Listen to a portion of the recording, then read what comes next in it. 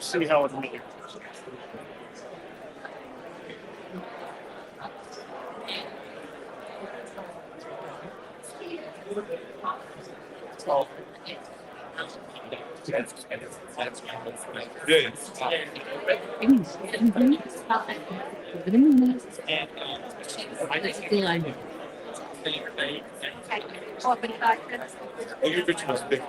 No. Right by the northern state of Massachusetts. Oh, okay. That's Oh, no, I just reposted it to us. yeah.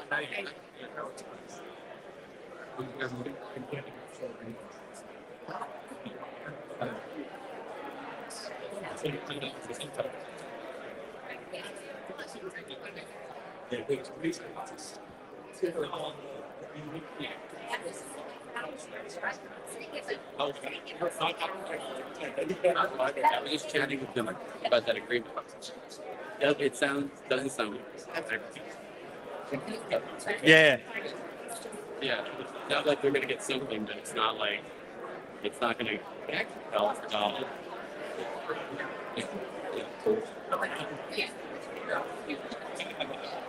Well, it's just.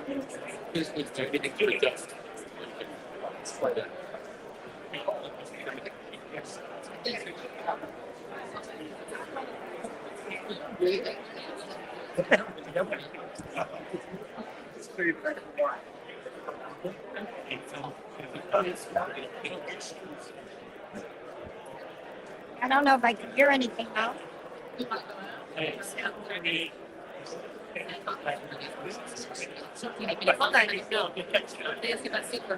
Wait. Hi, Diane. Hi, how are you? Welcome. We here. Tonight is the town meeting on Melville Crossing. And we're getting ready to start where community members are going to have their chance to ask questions. And the development team is right here to help you with all the answers Exactly. And this is the first development in in Melville Town. Melville Town Center Overlay District. Yep. And the team ahead of this is the proposal. So I think we're going to be seeing a presentation by Danny. Wait, hello.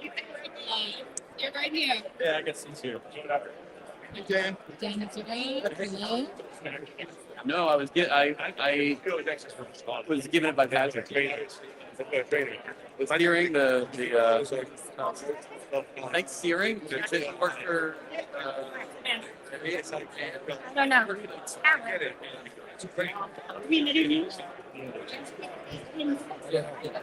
I don't know. Where are you sitting? Yeah, right. I got here and here and there.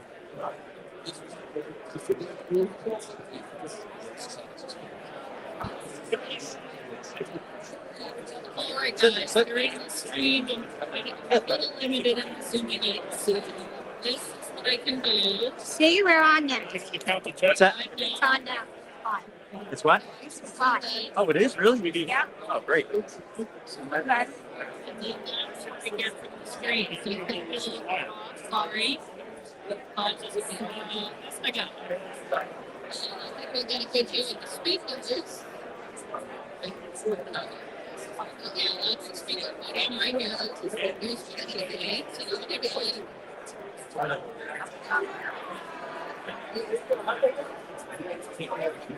yeah. But they need if you get a deal, they need a letter of sufficiency from the timber district. And how does anybody else get to? Yeah, just wait until they build them. It sounds like a big project.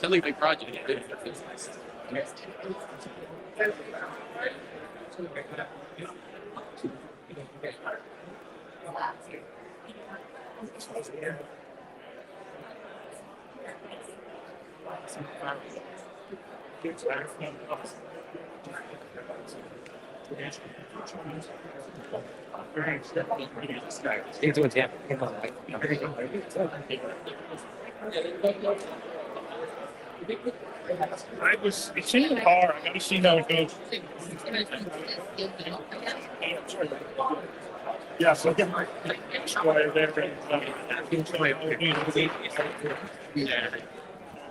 Please join me for the Pledge of Allegiance. Yep.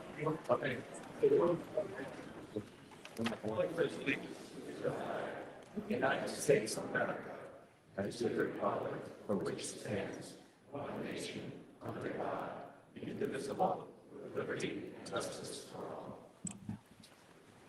Well, thank you everyone for coming out tonight. Teresa Murray just said she'd be running a bit late. She's getting out of court this evening, so she's on her way. She's like to start. Public hearing without her, and at this time, we'll go right into it. And Mr. Town Clerk, please read the notice. Thank you, Mr. Supervisor. Good evening, all, and if I may wish the town clerk a member of this, Joanne Ray, a very happy birthday. Yay!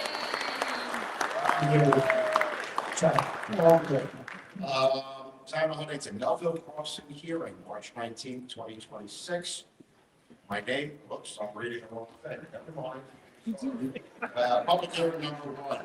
The town board scheduled this public hearing to consider special use permit application MTCO-25-1 submitted by Steel 75 Maxess LLC, which proposes mixed-use development for the property located on the northeast corner of Maxess Road and Corporate Center Drive in Melville. This is by order of the town board and for the town clerk and have the affidavit's publication posted in Long Island. I also have the affidavit mailing sent to all property owners located within 500 feet of the subject parcels, as well as the affidavit of the posting of the signs on each frontage of the property. Thank you. Thank you. Before we start, just want to read a little bit of housekeeping and protocol. So first, please address any comments to the board, not to the members of the audience. This is the residents' opportunity to share their thoughts on the topic. It's not a time for public debate with the town board or members of other members of the audience. The audience should be respectful of speakers, not interrupt them. Signs are welcome, provided they do not block the view of the audience members behind you. And if you wish to display an oversized sign, please do so in the walkway behind the seating area. Speakers will have 3 minutes to speak. You're not obligated to use the entire 3 minutes.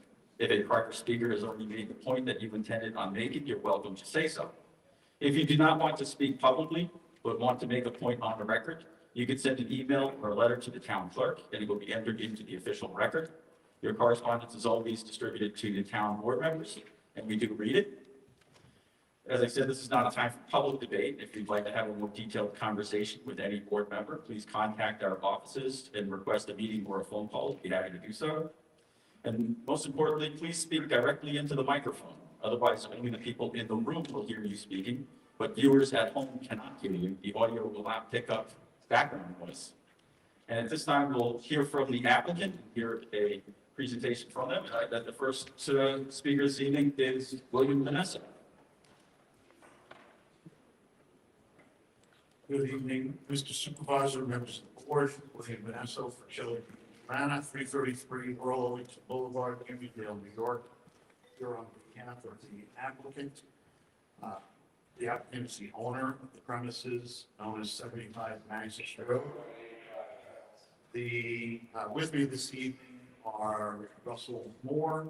He is with Steel Equities, and he will be providing an overview of the specific project. In addition, we have consultants from VHP Engineering, our site engineer, site plan engineer, Courtney Riley is here, and Renee will be here shortly. We have Patrick Lenahan, our transportation engineer, traffic expert. We have Dave Workman, VHP's Director of Environmental Services, who oversaw the preparation of our expanded environmental assessment for tonight's review, for the town's review, I should say. We also have several representatives and principals from Steel Equities here. The last several times I've been before this board, it has been for rezoning modifications. In those cases, the applicant was asking the board to act in its legislative capacity to change the zoning map of the town so that property could be developed and used in a manner not permitted by the town. Tonight, however, we appear before you asking to act in your administrative capacity. You have already amended the zoning ordinance to create a Melville Town Center overlay district in which projects like the one before you are contemplated for the district. We are here simply asking the board to recognize that my client's project meets the criteria set forth in the provisions of the MTCOD for the issuance of a special use permit. That said, for the purpose of context, let's talk a little bit about the Melville corridor. While once the major north-south office center for Suffolk County, which thrived as a business park in the 70s and 80s, many of the once full office developments in Melville are now vacant and many more are underperforming.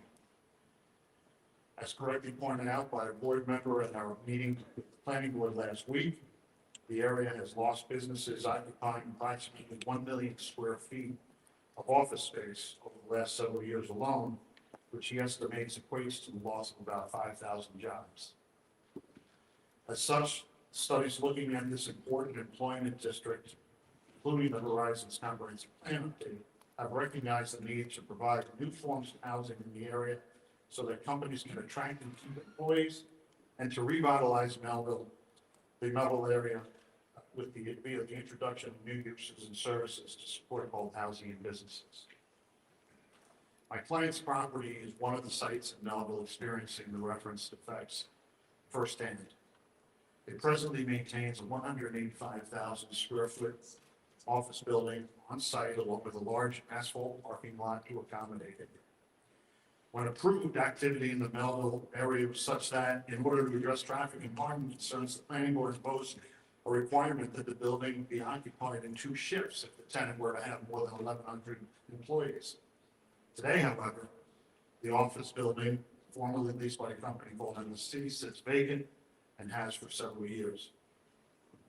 In 2020, Amazon approached my client and sought to redevelop the premises for one of its last mile warehouse and distribution facilities. As a result, in 2021, and as of right, 143,000 square foot, 45-foot tall warehouse building received conditional site plan approval from the planning board.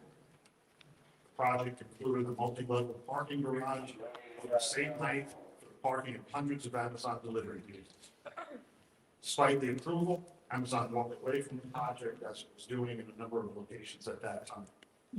So my client went back to trying to lease the building, considering other potential redevelopment opportunities that could generate more interest from the tenant. All the while, my client has nevertheless maintained the property, which cannot be said for other vacant buildings in and around the area. In doing so, it has dealt with trespassers, vandalism, and even squatters occupying the building. When the town board amended its zoning ordinance to create the Melville Town Center overlay district in an effort to stem the tide of lost businesses and buildings falling vacant, the stated intent was to foster, quote, the creation of the Melville Town Center that will provide a robust mix of retail, office, commercial service, Turn right. residential uses, and community and public space that will support the economic and social well-being of the locality. To accomplish said intent, the town board tailored the MTCOD geographic area to properties having, quote, frontages oriented towards the major roadways within the subject district, namely Maxess Road, Bayless Road, Melville Park Road, or Corporate Center Drive. My client's property is a parcel of 16 acres in size, situated on the northeast corner of Maxess Road, Corporate Center Drive. For all intents and purposes, it is in the heart of the MTCOD. And in my opinion, the project before the board this evening to be called the poster child for the MTCOD because it has been specifically designed and developed to accommodate the goals and intent of the town board in creating the MTCOD. While the MTCOD was put in place in December of 2024, my client has actually been working on this project since well before that. After preliminary discussions with the town as to what would be desired in the district, an initial plan was developed. That plan was amended when, as a result of more discussions with the town, we became aware that the town-owned parcel at the westerly end of Corporate Center Drive would likely be made into a public gathering space for the district. As such, we oriented our main public gathering space to that corner of our property. Once the MTCOD was put in place, we went to work creating a formal plan and submission package that would comply with the requirements imposed by the MTCOD regulations. Through more meetings with town representatives and outreach to and meetings with community stakeholders, which Russ can elaborate on, we developed a project that proposes a high-quality, mixed-use development that is visually appealing, emphasizing building placement and orientation that complements not only our site, but nearby properties. The project includes a diverse array of commercial spaces and both for sale and rental housing options, sizes ranging from studios, including live work units, 1 and 2 bedroom units, and parking provided by attached and detached garages and surface parking spaces. The project includes open spaces, pedestrian walks, and as referenced earlier, a public gathering space for community-related improvements arranged to achieve safe, efficient, and very walkable development. Doing so, we believe we have met the criteria for the special use permit for which we have applied.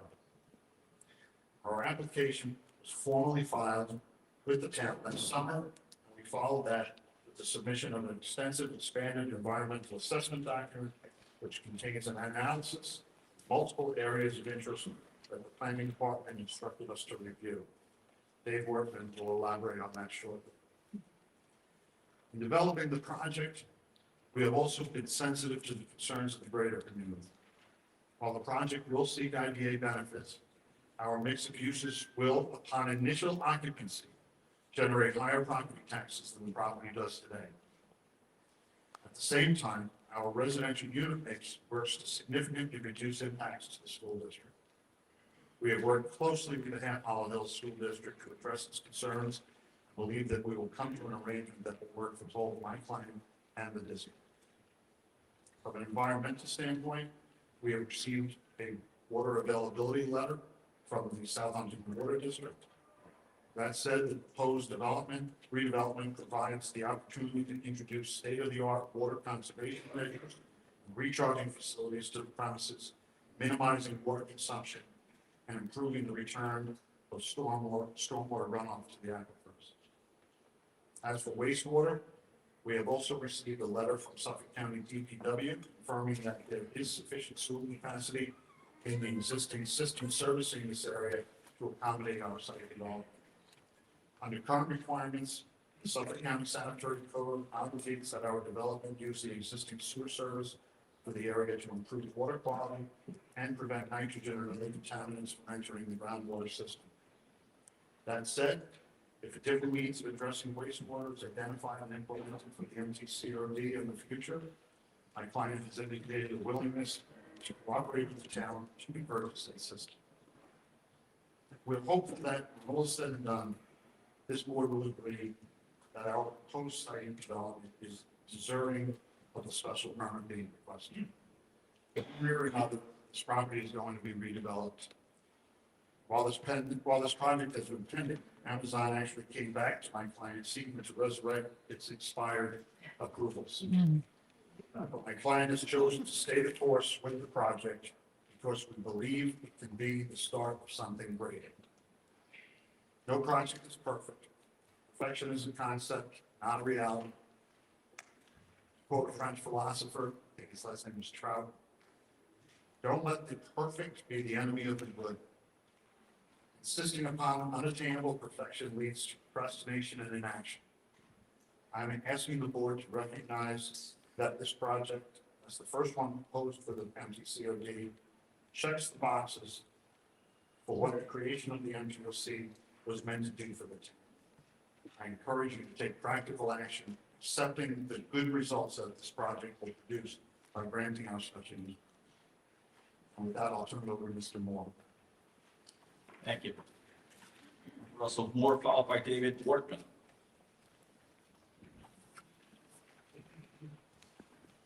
Good evening, Supervisor and members of the board. Thank you for having us tonight and reviewing this application. Name is Mr. Moore, Steel Equities Vice President of Development, 999 South Worcester Bay, Bethlehem, New York. Tonight, I'd like to briefly walk you through the site plan, unit mix, parking, and architectural design for Melville. A mixed-use development redevelopment project that is located on 16.6 acres, the corner of Maxess Road and Corporate Center Drive in Melville.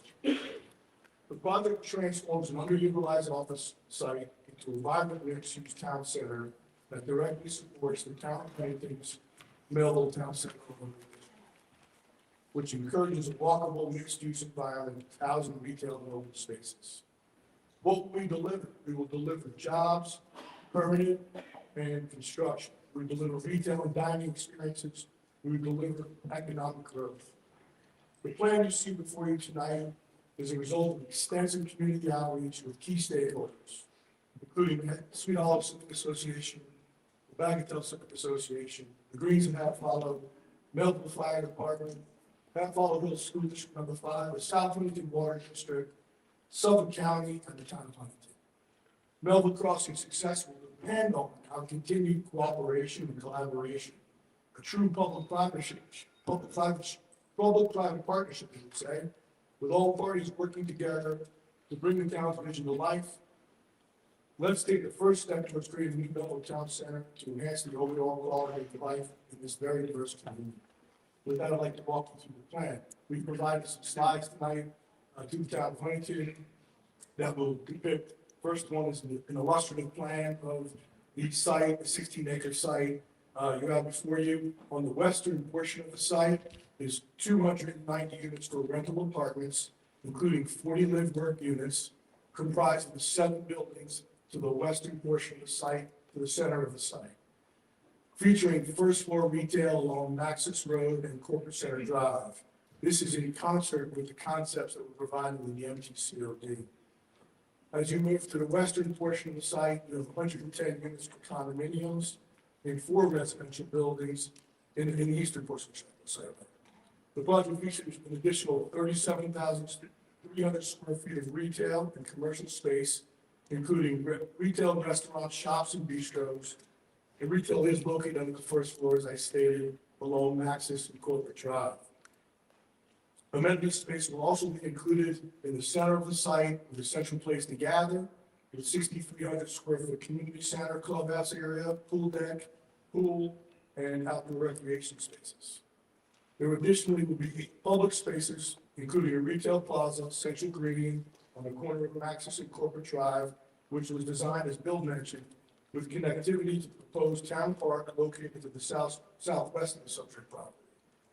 And this also, and in front of the retail center, we also have a linear park that creates a pedestrian walking area up in the new downtown.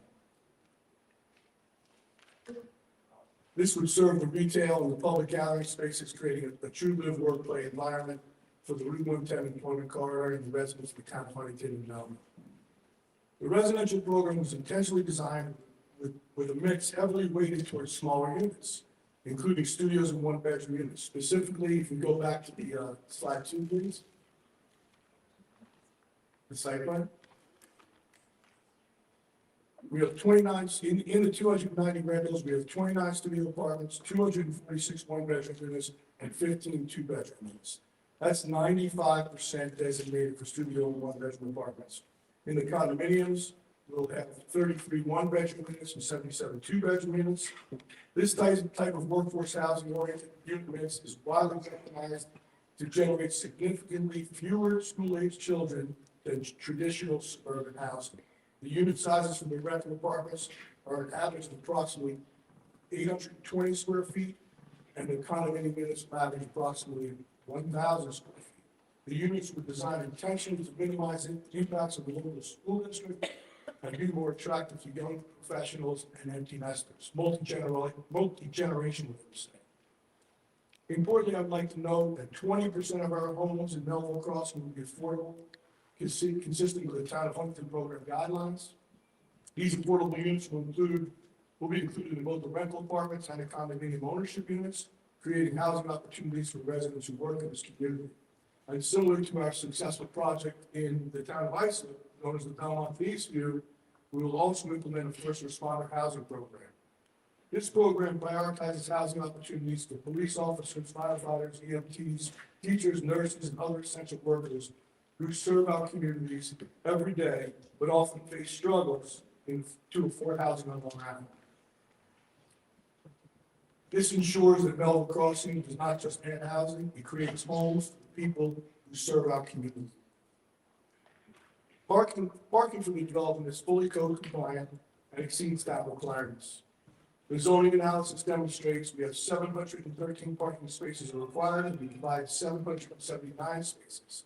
770 of those spaces are on-site and in compliance with the MTCO code, and 72 are proposed to be off-site and provide on-street parking parallel or parking along Maxess Road and diagonal parking along Corporate Center Drive.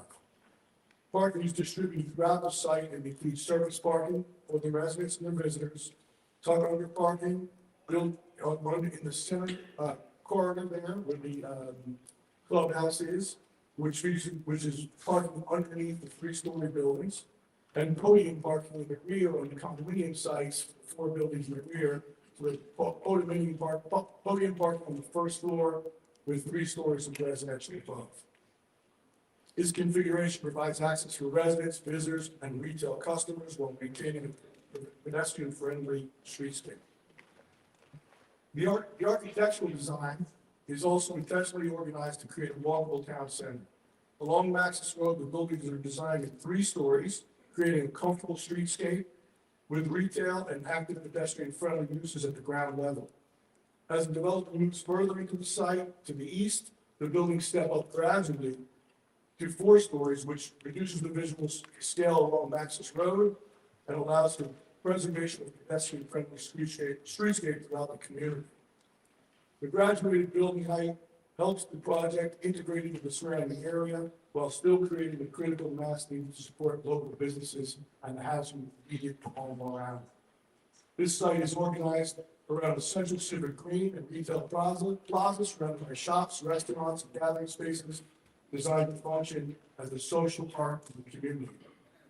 Our plan prioritizes pedestrian connectivity in public space.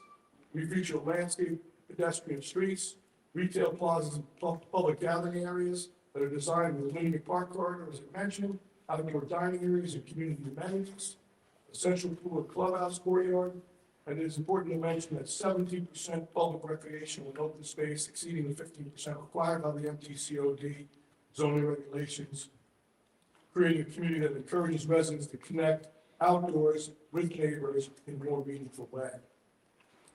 In summary, Melville Crossing delivers exactly what the town envisioned for the Melville Town Center Overlay District. A walkable mixed-use environment, supports workforce housing options, including affordable housing and first responder program opportunities, neighborhood retail and dining, public gathering spaces, and begins the transformation of Melville into the true town center envisioned by the town's current policies. Melville and the Route 110 corridor have long been the most important employment centers on Long Island. One of them. Melville Crossing is the opportunity to finally complete this vision, creating a place where people don't just work, but can gather, dine, and improves the overall quality of life of the community.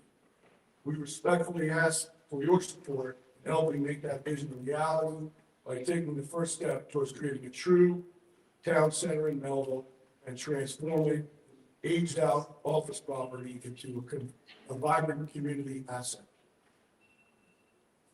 And with that note, I would like to introduce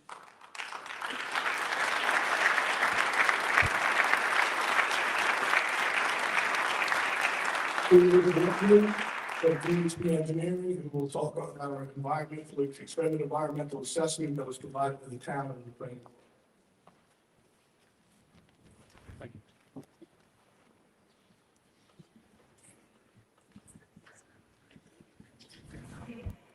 Thank you, Mr. Moore. Thank you, Mr. Supervisor, members of the town board. I am David Workman. I'm the Director of Environmental Services for BHP Engineering with offices in Hong Kong. And BHP was retained by the applicant to review the proposed development from the perspective of land use planning and environmental impact analysis. And toward that end, we had prepared a Part 1 long environmental assessment form. We had also prepared an expanded environmental assessment report, both of which have been submitted to the town board for its review and consideration, as well as the town's planning staff, etc.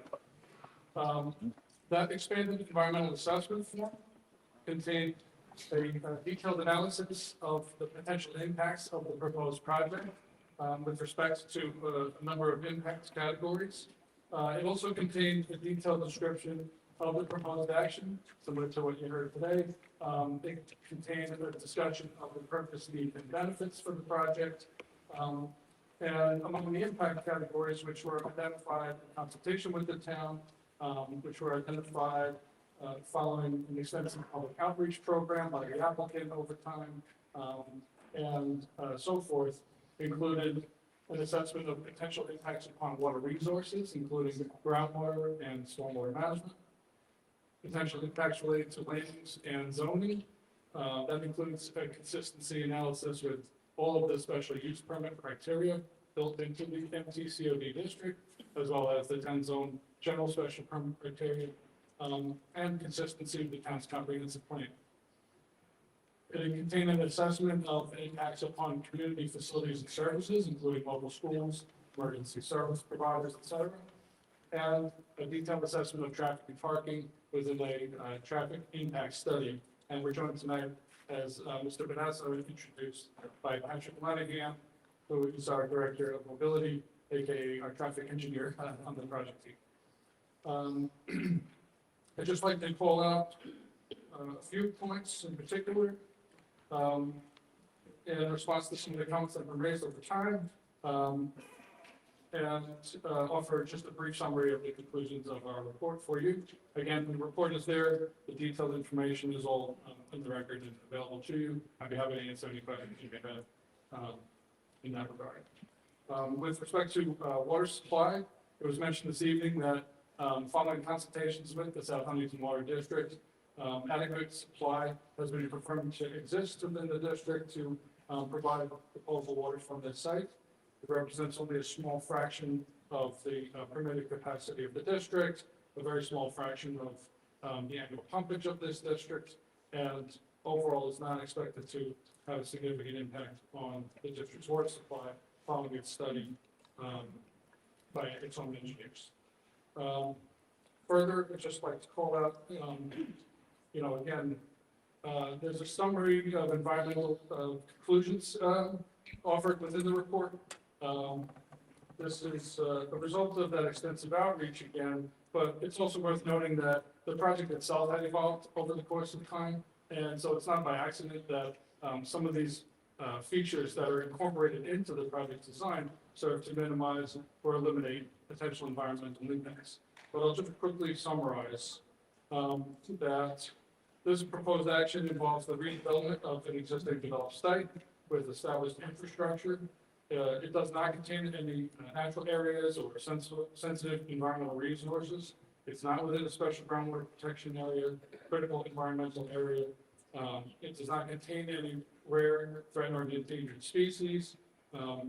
It does not contain, or is it not adjacent to, any historic or cultural resources, etc. You've heard from Mr. Vanessa and Mr. Moore that the project would achieve various benefits of the MTCOD as adopted by the town board. That's consistent with the plan. So we respectfully submit that there would be no significant impacts on land use or zoning as a result of the project. I mentioned about the adequate water supply. Excuse me. I'd also mentioned that there would be no discharges to groundwater associated with the proposed use. Not to mention,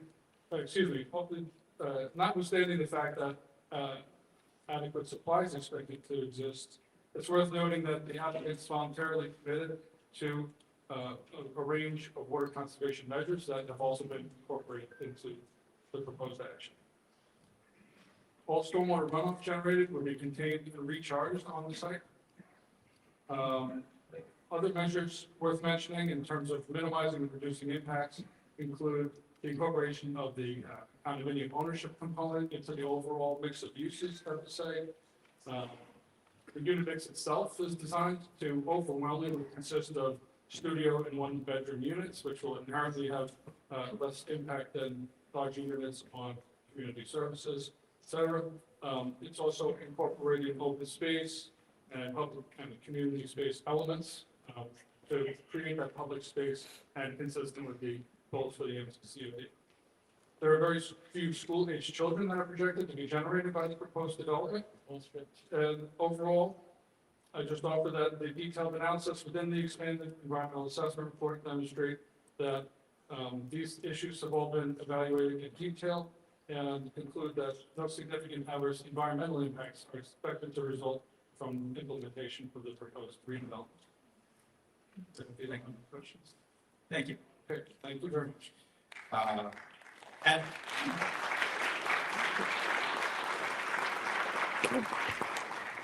Monahan, followed by John LaFerrell.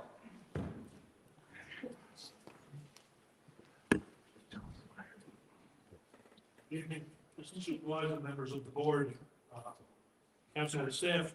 My name is Patrick Lenahan. I'm the Director of Mobility at VHB's Long Island office at 100 Motor Parkway in Hopewell. As part of VHB's tasks on the project, we performed a detailed and comprehensive traffic impact study to evaluate the potential impacts to transportation associated with the proposed redevelopment of the site we are concerned with this evening. That study was performed in accordance with standard traffic engineering practices and procedures. The scope of the study was developed with input from town planning and town traffic safety and was included with the submitted project documents. Our TIS reviewed, evaluated elements typical in such studies, including existing conditions, traffic safety, site access and circulation, future volumes and capacity, looking at 3 time periods, weekday, AM and PM commuter periods, and a Saturday midday. And the study network looked at a total of 13 intersections around the site. It was very robust at the end of the day. And we look forward to comments from the board and from staff at my understanding New York State DOT. First, Louder, please. Louder. Thank you. With regard to trip making, characteristics of the proposed redevelopment, the project is true mixed use, offering residential, retail, and restaurant opportunities at the same location.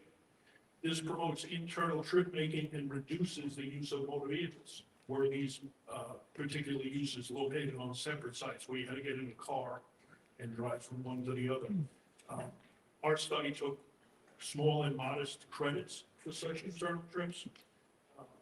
Site access, always an important part of any site's operation, is providing appropriate access.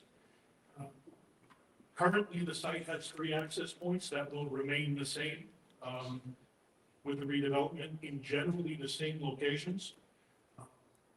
2 on Maxess Road, the northerly unsignalized, the southerly access point opposite Melville Park we propose to signalize, and 1 access point on Corporate Center Drive. So our analysis, when we actually crunch the numbers and look at what our traffic is going to do on the network, takes no credit for the previous use of the site or the potential use of the site as a last mile delivery station, which Bill said had received conditional site plan approval a few years back. But this analysis reveals that its operation will not have significant impacts on traffic conditions. The study intersections with the introduction of the site traffic experience some isolated minor increases in delay for some intersection movements in a few locations. 800 cars? Although minor, these changes can be mitigated with simple changes to signal operation at these few locations.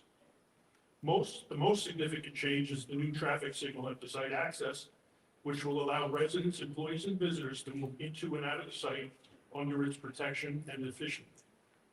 In regard to parking, it was noted the plan provides parking to code. In addition, improvements to adjacent street frontages are proposed that would include additional parking. This street parking is not necessary to meet the needs of the site or the code. Roadside parallel and angled parking is proposed along Maxess Road and Corporate Drive. This treatment is a beneficial enhancement, I believe, to both the development and the surrounding area. The treatment works with the site to better establish a downtown environment. in operation and visual. Max's Road would be narrowed to 1 lane in each direction. This road narrowing, along with parking, is an effective form of traffic calming and will reduce speeds through the area. It also provides benefits to pedestrians in the form of the lower speeds, in addition to shorter street crossings when pedestrians cross the road. Traffic conditions on Maxis now and after the redevelopment do not require the 4 lanes that are there today. Maxis Road is overbuilt for the traffic that it sees. We have looked at the volumes, and 2 lanes is more than sufficient to carry the traffic. The site layout is configured to provide good on-site circulation internally and to the site access points. Circulation aisles are more than adequate. In closing, based on my analysis, this is my professional opinion that the approval and operation of the redevelopment as proposed will not result in any significant negative impacts to traffic conditions. And I thank you for the opportunity, and unless you have immediate questions, I will be here. I'll turn it back to Bill. Any questions? Okay, thank you. Or I actually, sir, I'll turn it back to you. Thank you. I Okay. apologize.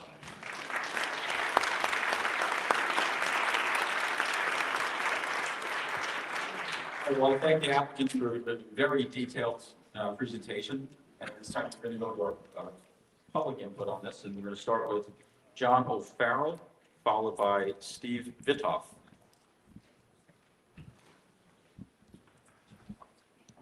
Thank you, Supervisor Smith and Town Council, for holding this public hearing, and thank you to all of the stakeholders here this evening for participating in the process. My name is John O'Farrell. I'm Superintendent of the Half Hollow Central School District, located at 525 Half Hollow Road. Pilots or payments in lieu of taxes are not good for school districts. For better or worse, public school districts run on taxes, and pilots are tax abatements. I've been employed in Half Hollow Hills for 25 years, and we've been saying this in one form or another for as far back as I can recall. There is no question that the most beneficial type of development in any school district is a fully taxed industrial or commercial property that does not yield students. But what we don't typically acknowledge is that pilots are not intended to be good for school districts. That is not their purpose by definition. They are incentives designed to encourage economic growth. If there is a benefit to a school district, it is indirect and often seen years later. It is also true that projects that receive a pilot and generate students are even more concerning for schools, as I've shared in other public statements and can be found on our website. As a district, we recognize that we do not control zoning in the town of Huntington. When these zoning changes were being proposed, we expressed our concerns to the town. The town, in their full responsibility, weighed our concerns against those of other stakeholders and ultimately voted to adopt the Melville Town Center Overlay District. The council, which was then bolstered by a public vote this past November. This decision falls within their purview and right, and as they are responsible in serving more than just the Half Hollow Hills community. Similarly, Melville Town Center Overlay District is by design not intended to benefit the school district. This is not its purpose. The zoning changes were designed to address other needs identified by the town, such as housing and economic development. We understand that and respect the council's authority to make these decisions. Having said that, the MTCOD lies entirely within the boundaries of Half Hollow Hills, and I have been charged with the responsibility of ensuring that it continually improves upon its history of excellence. We cannot do that without contributions from developers beyond pilot payments. We have been working with Steel Equities for over 6 months to come up with an agreement that could supplement pilot payments and address some of our concerns. In that time, I know that they have also met with community associations and other groups to hear and address their concerns. They have been engaged, responsive, and willing to consider various solutions that can be used with this and future development projects. Although we do not have an agreement at this time, we have found enough common ground that we will continue this work. I want to sincerely thank them for their time and effort they've dedicated to our district. I cannot say that Melville also presents no risks to the district. With any large development, there is a risk of a sudden and substantial student yield that exceeds the income to the district. The same has been true for all of the large residential developments that are currently in our district. From the outset, we have stated that the Half Hollow Hills Central School District will not support, endorse, or promote any development within the MTCOD. That is not in our best interest, and it is not fair to the residents of our community that hold disparate opinions on these matters. If we are to establish an agreement that is ultimately approved by the Board of Education, the district will not oppose nor take any position on Melville Crossing. To Supervisor Smith and the Town Council, you have approved the zoning, and you have heard the same things that I have about the need for developers to pursue pilots. If you believe that to be true, and if you believe that mixed-use development in the zone is what's best for the town, then I would respectfully request three things. One, amend the MTCOT zoning code to include reference to a required agreement with the Half Hollow Hills Central School District and only consider proposals that agree to the stated terms and conditions. The team from Steel Equities have been very generous with their time and we appreciate our conversations, but respectfully, I don't want to be here again. I don't want to go through this for every proposed development in the MTCOT. And I also don't want to see steel held to a higher standard than subsequent developers. Help us by amending the code and requiring a standard agreement directly with the district. Two, work with us to more clearly define the clause that is referenced in your code. The 1,500 permitted residents in the MTCOT represent a 9% increase in the number of residential units in Half Hollow Hills. We understand that rapid growth in the zone is an important component of developers' business models. As superintendent, I believe a more measured approach that allows for timely review of actual impacts, not hypothetical impacts, outweighs the need to create optimal conditions for businesses. If you choose to approve Melville Crossing, please allow us to use these first 400 units to demonstrate actual impacts rather than a subsequent proposal based on the same hypothetical data. Even with an agreement directly with developers, we need time to see if we've gotten it right. Third, continue to support us and keep our interests in mind. We appreciate the support that you've offered to date. We understand the bigger picture and that we are only one component of your considerations. But for us, the district is our only focus. Again, thank you for your time and thank you for your support.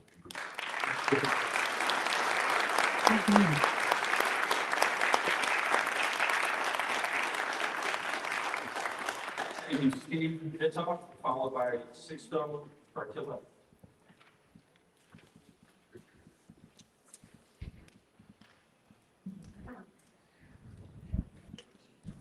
My name is Steve Vidoff. I've lived in Huntington for 21 years. I worked for the state's Economic Development Office for 9 years. I am a member of the Huntington Township Housing Coalition. I support Melville Crossing. It will contribute to Long Island's economic development. It will deliver housing, including affordable housing, that will help retain our shrinking workforce. Long Island faces a severe affordable housing shortage. Demand vastly outpaces supply. This has led to record high home prices and unsustainable rent burdens. More than half of renters spend more than 30% of their income on rent. The Regional Plan Association says that 64% of renters cannot afford a typical 2-bedroom apartment. Young families and essential workers are regional. This reduces the local workforce and hinders economic growth. Businesses are struggling to find young professionals and workers, often losing them to other regions with more affordable, accessible housing options. More than 111,000 residents left Long Island between 2017 and 2022, according to Newsweek.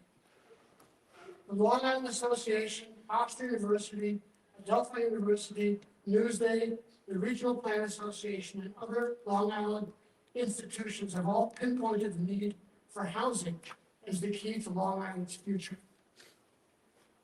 Newsday reports that nearly half of young Long Islanders still live at home, compared with only a fifth nationwide. And northern New Jersey builds 9 times more multifamily units than Long Island does. Moreover, Melville Crossing is modeled upon the successful Belmont at Eastview in Central Iceland, and the developer is a local family-owned business. Melville Crossing eliminates a blighted parcel of land in our town and offers housing incentives for first responders. It will create a pleasant, walkable living environment with a variety of housing, retail, and commercial options. I support Melville Crossing and I applaud the town board for advancing this vital visionary project. Thank you.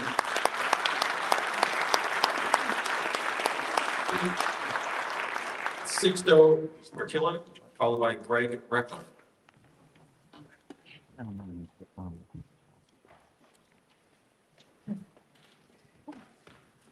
Good evening. My name is Sixto Portello. I'm here today to speak in regards to the intent of the town of Huntington to pipe treated wastewater from the proposed project to the Southwest Sewer District, which ultimately discharges into the ocean. I have a master's degree in environmental engineering with a concentration in water resources and a PhD in earth and environmental sciences. I conducted scientific research and environmental monitoring of Great South Bay for 10 years while I was working with Allen College and Melville University. I currently run an oyster farm in Great South Bay, but my experience in shellfishing began as a clammer in Great South Bay in the early 1980s after the clam harvest began to decline. The ecology of Great South Bay has changed over the last century. One of the most influential changes in Great South Bay ecology began when its clam harvest was at its peak in the mid-1970s. It was during that time when the Cedar Creek wastewater treatment plant in Wantagh went online, followed shortly thereafter by the Southwest Sewer District at Urban One, Babylon. Both of these wastewater treatment plants dispose of their treated wastewater by discharging it into coastal waters, instead of treating it to a tertiary standard and returning it to the ground, like they do in some other parts of Suffolk County, to maintain groundwater equilibrium. The proposed wastewater plant will affect the equilibrium of the hydrologic cycle of Long Island, ultimately causing the water table to drop further. One of the most prominent effects of a lower water table is to diminish groundwater flow and stream river flow into the estuaries, whose inhabitants rely on the stable, brackish water environment. With diminished groundwater flow and river and stream flow, Great South Bay has become saltier, and those species which preferred the salinity profile under pre-sewering equilibrium, like hard clams, ceased to thrive.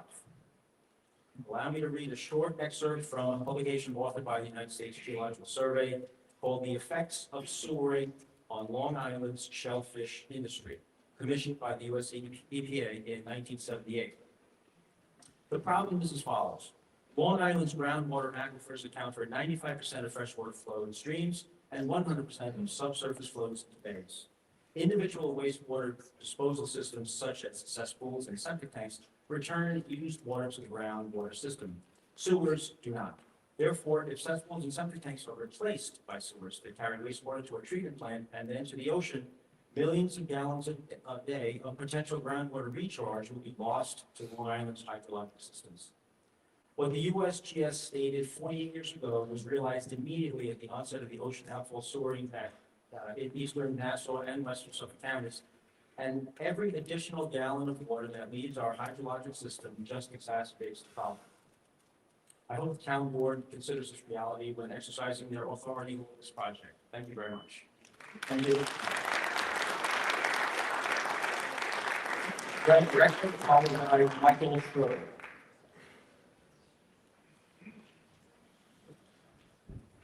Good evening, Mr. Chairman, members of the town board. My name is Greg Reckler. I am both here as a resident in Huntington, as well as my capacity as managing partner for Upward Equity Partners, who owns 3 of the neighboring properties to the proposal, 20 and 45 Melville Park Drive and 70 Maxess. As someone who's been actively doing business here in the town of Huntington for over 40 years, I've watched so much change happen. I've watched businesses grow and thrive. I've watched industrial buildings become office buildings become industrial buildings. And I think what's proposed or what's been approved in terms of the overlay district is really the next significant change that needs to happen. As a landlord here in Suffolk County, with over 350 tenants, I'm constantly hearing the concerns of local businesses in terms of where's our next generation of workforce going to live. It's something that I hear time and time again. I think by utilizing an area that's so already entrenched in our local business district and creating much needed housing is so appropriate. And therefore, both in my capacity as a neighboring property and as a local resident, we're thoroughly in support of this proposal. And I want to thank you and Steel Equity for moving forward with this. Thank you.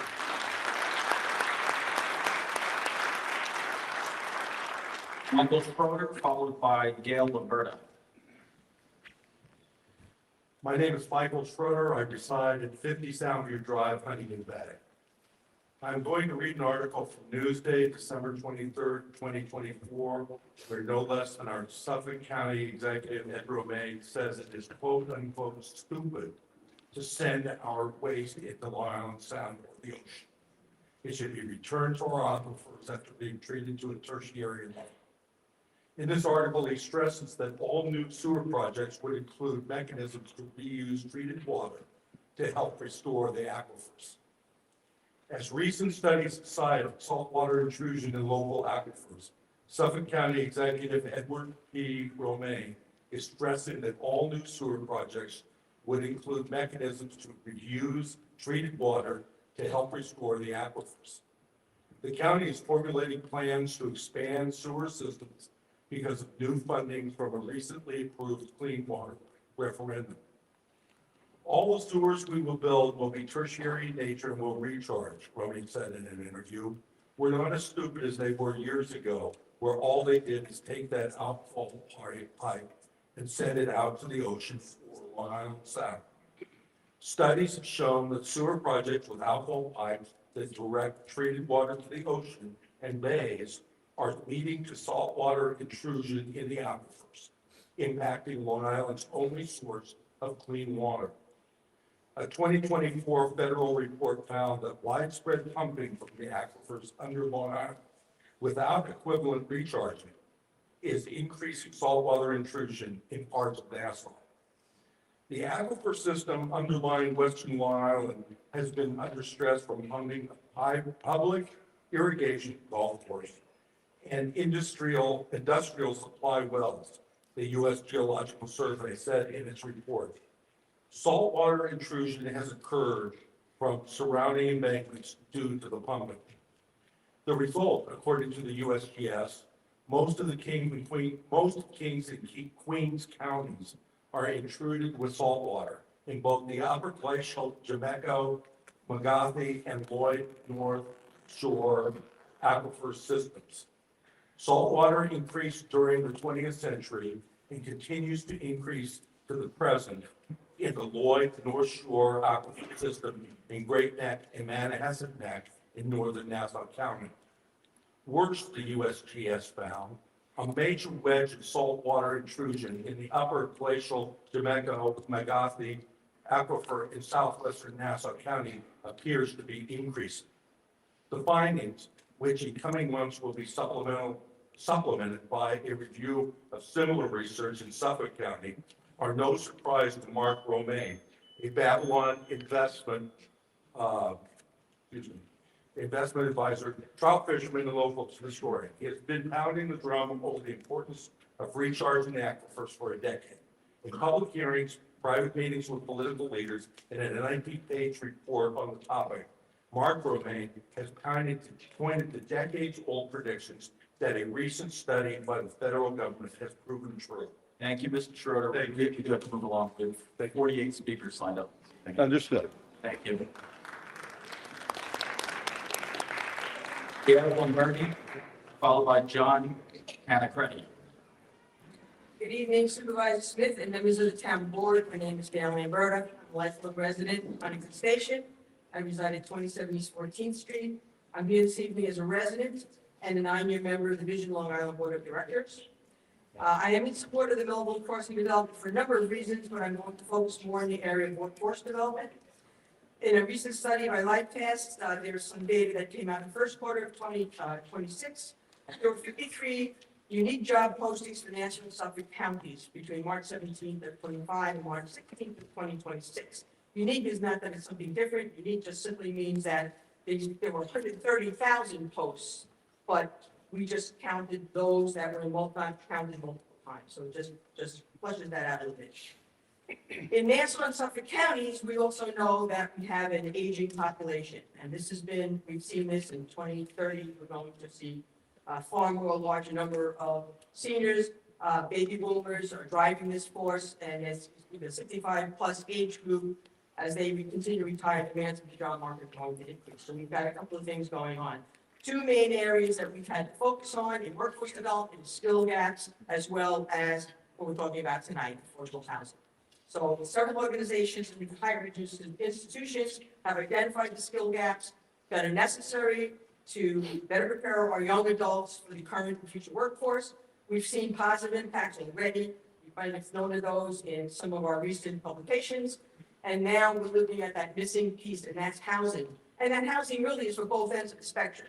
It's also for seniors as well that are looking to downsize from their homes. The key here is that this project looks at that lack of suitable housing for young people. And lifestyle preferences for young people today are very different than they were years ago. They are looking for a resort-style type of living experience. When they're coming out of school, they're not looking, when they graduate from our institutions, they're not looking to go and get married like we did maybe, 50 or 60 years ago. They want to live life. And they want to travel. Yeah, I think that. They lived their life before they settled down. People aren't getting married until they're in their 30s and having kids until they're in their 30s. These are the places that attract our young professionals. So Huntington is an attraction because we're rich in culture and rich in history. That's the type of lifestyle that they want.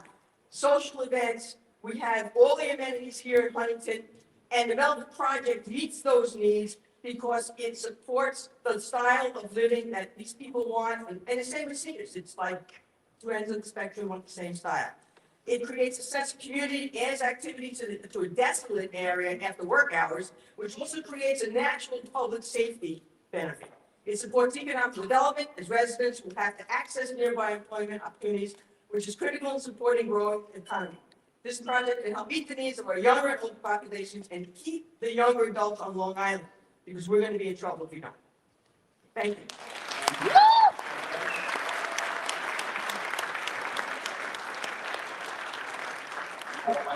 Dr. John Tancredi, followed by Deborah Gianni. Good evening, Supervisor and board members. I am a professor of environmental sciences at Melville University, and but I'm here as a citizen of Melville. And what I want to just talk about is something that I've been involved in 51 years of my professional experiences dealing with environmental assessment and the idea of carrying capacities of projects. The State Environmental Quality Review Act of New York requires that all local, regional, and state governmental agencies to equally examine the environmental impacts along with social and economic considerations for certain projects and actions. The proposed actions here being defined are classic type 1 categorizations. They are actions that require subject further review, detailed and comprehensive environmental impact statements that go through a draft and final preparation and have an intense, extensive public participation and review. The following environmental impact areas have not been adequately addressed regarding this particular project and projects associated with it. The effects on groundwater, surface water. You've heard people, speakers before me coming in, they're talking about all those details.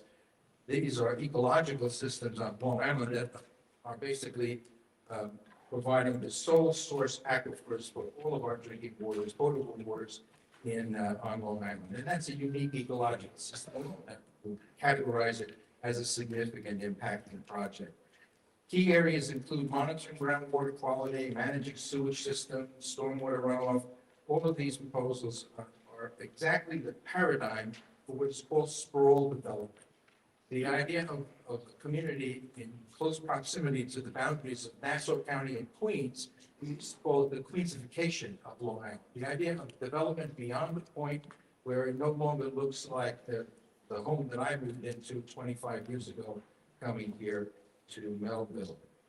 There are 5 characteristics. Just go through the topics real quick. One is that increased contamination and demand on the aquifer.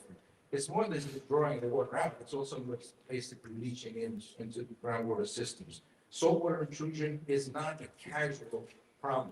It is a major problem. It's a major problem in Nassau County, and it's a major problem that will be into the future as long as the demand on water increases.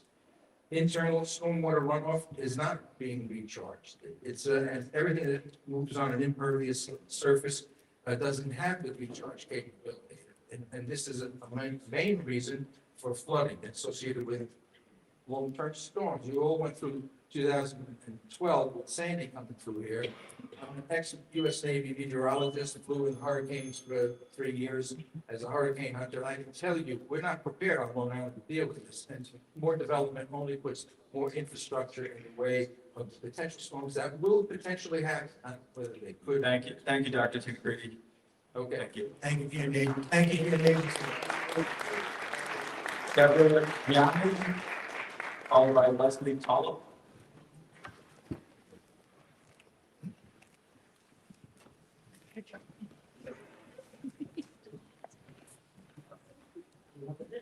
Good evening, everybody.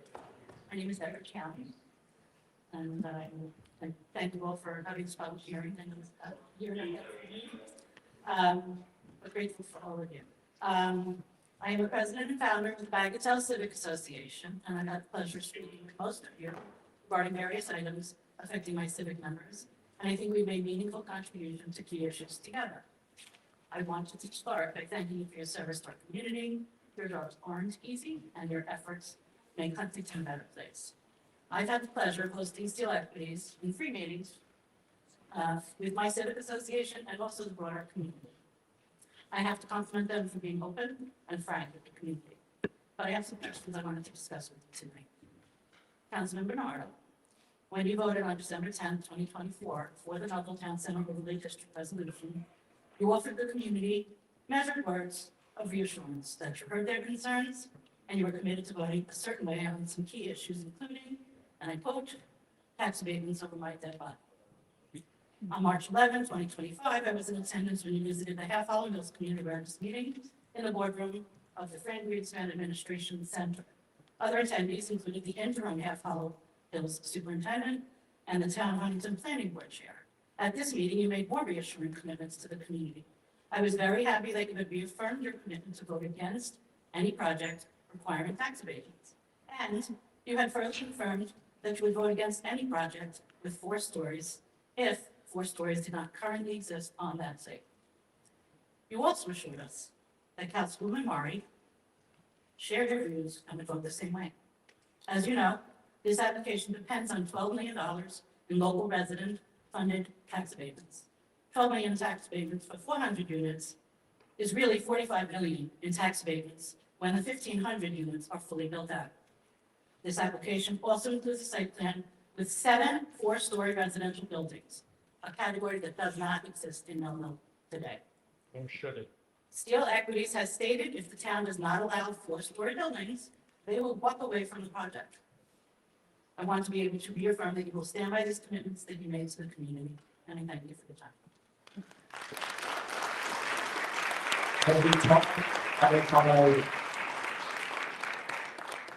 Janet Allen. Good evening, Supervisor Smith and town board members. So much has been said over the past years that there seems no more to say, so I would like to address my concerns about the publicized proposals that the district has been working on. Namely, that the developers would have to agree to an assessment for any student yield in excess of the expected enrollment. My problems with this are as follows. 1, what happens if the developer can't or won't honor the agreement after construction? Would the district's only recourse be to sue the developer, perhaps the town? What if the developer declares bankruptcy? How many years would this agreement cover? Could something be extended in perpetuity? Would it be a charge that would escalate like property taxes per student, in which case I sincerely doubt any developer or their limited partners could agree to it? Not all developers are as good corporate citizens as Steel Equities. How can an agreement with one developer serve as a model for all new development when issues such as those I cited could arise with any other projects? Finally, how, if only one parcel ultimately gets developed, will the town be able to provide the promise to walkable downtown? The town board promised that there would be no application approved for projects seeking IDA funding, which Steel Equities has confirmed will be needed to make this project viable. Between the potential impact to our school taxes and the IDA funding, and without considering any costs related to impact to our environment, electrical grid, water, roadways, and sewer systems, the taxpayer will be taking on what the developers cannot. That being an uncapped and indeterminable cost to homeowners.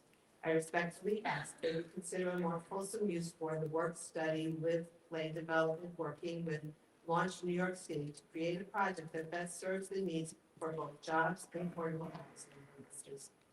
Thank you. Thank you. Janet Allen, followed by Alan Lewis.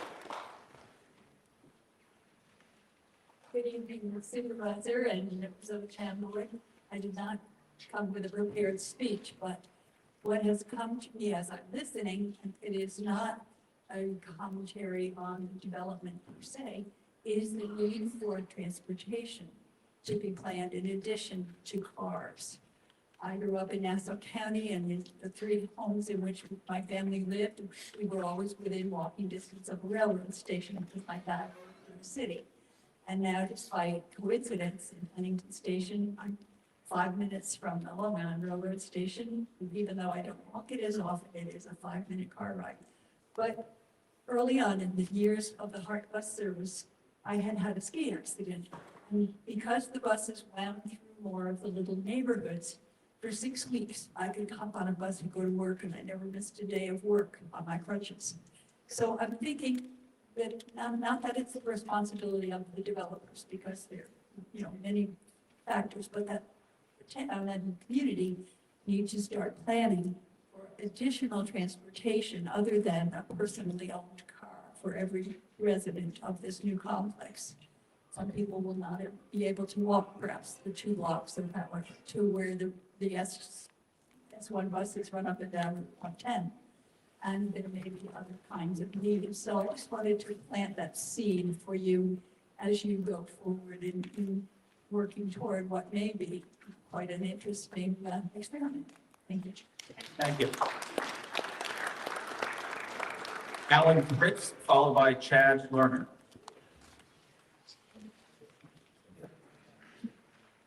Good evening, board. Alan Fritz. I happened to graduate this high school in 1959. My mother was born in town in 1910. Lifelong resident. My grandfather was the first bus line in town. I'm definitely opposed to this. I feel that situation is going to make this in Queens. I live in Huntington, Dix Hills, Hollow Hills. I can tell you one thing. My 3 students, my 3 kids, are graduating from Hollow Hills. All 3 are attorneys. And I'm definitely opposed to it. Thank you very much for my time. Chad Lerner, followed by Dennis Moran.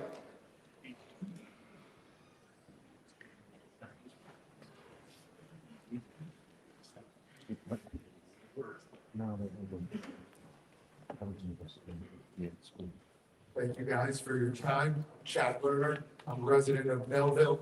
I have 3 school-aged children, one of which attends Sun Farm, the other 2 attend West Hollywood Middle School. I'd like to state that I'm in favor of this project. I think the developers have been thoughtful and intentional in involving the community in their planning of this project.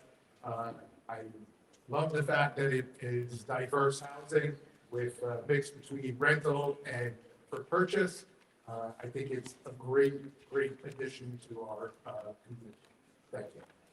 Thank you.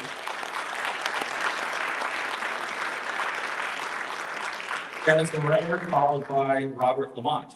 Thank you.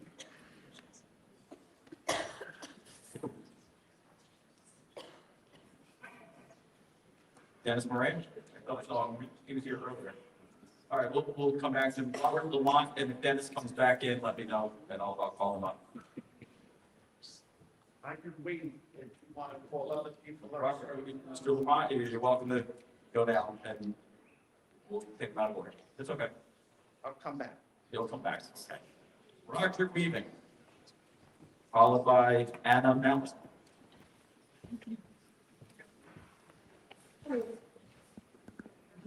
Thank you.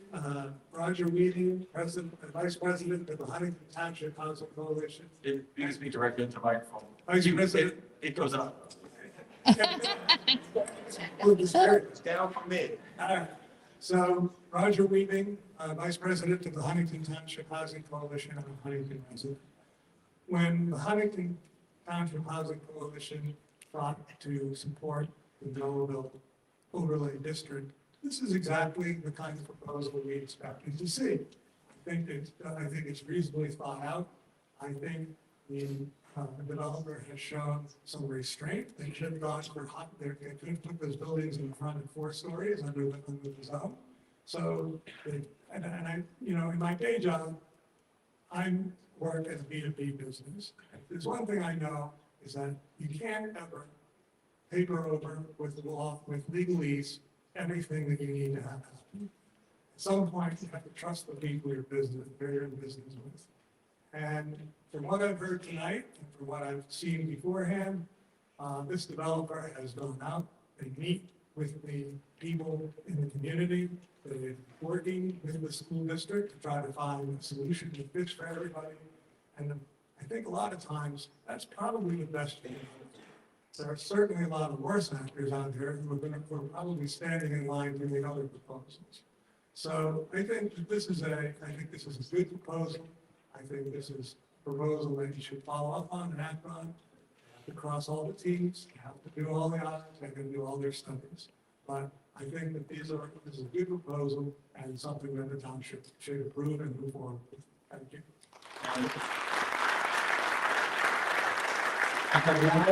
Followed by Sean Camus.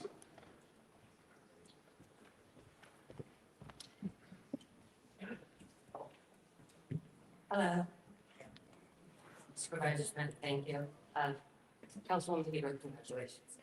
My name's Anna Mallett. Actually, I don't live in the area, but I care about the environment. The earth provides enough for man's need.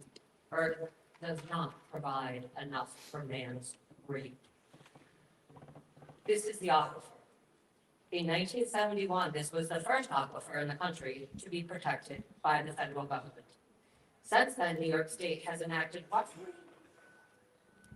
100 or so of pieces of legislation to continue to protect the aquifer. I do not, by the way, no problem with the development in concept. It's done all over the country. It is old nice. I think that a number of other boards in this town were left out of the decision-making process. When it comes to a live, work, play area and the retail space, does that include vape shops? I, again, don't know, but it is all a matter of great. On that note, I'll interject. I think the town code that we adopted specifically excludes vape shops. Massage parlors, nail places. All right, no. But vape shops, I Okay, but vape shops are putting that one in. marijuana dispensaries, Not permitted in Huntington. period. This is my, again, overall, I find the location of the project to really be troubling, given its proximity to the aquifer. Also, not as a, Ms. Siebert wasn't part of the board, but plenty of people said that there would be no tax incentives and or abatements or deals to get it done. And I also at one time worked at 333 Earl Owington Boulevard for Arbor Commercial Mortgage and Arbor Realty Trust. In that aspect of things, from a collateralized debt obligation standpoint, and again, private equity does not need to be as transparent as publicly traded companies do. I do have questions regarding what if the money dries up and this is halfway done? Is there recourse? What is a lot of, and this sort of seems like the chicken and the egg. This matches exactly what the max would be. No more than 400 apartments, pause there. The residential aspect's a nice aspect. I do believe that the retail that is being provided here is somewhat less. But other than that, that's my concern. Thank you. Sean Camus, followed by Diana Weaver. Can you hear me okay? Yes. All right, excellent. Good evening, Supervisor Smith, board members. Jen, how you doing? My name is Sean Camus. I'm a lifelong Huntington Town resident, and I'm also the secretary for West Long Island. We're a youth advocacy group that wishes to bridge the leadership gap between young people on Long Island and local politics. I'm here tonight because I've watched my generation disappear from Long Island. Friends who I grew up with, who were lifelong residents as well, have moved to places such as Florida, Texas, even West Virginia, despite the fact that they grew up here and love here. I'm 22 years old and I'm finishing my degree at Stony Brook University. And when I think about where I want to live and where I want to raise a family, I want to do it here in Huntington, here on Long Island. However, the possibility of doing so becomes less and less likely. Projects like the Melville crossing are some things I support because it gives young people on Long Island exactly what they need. The opportunity to have affordable housing and have areas where they can live and raise families too. I believe that the area where they plan to make this development, it's underutilized, and I think it can be a terrific investment for young people, and it can be a terrific investment for the town to see young professionals come in, to see young people finally live in the area where they were born and grew up and have fun and make memories. I think that's at the core of this development, and I think it is something that we really need to get into and really need to hit the ground running. It has my full support, and I urge the board members to do anything possible to make it possible. Thank you.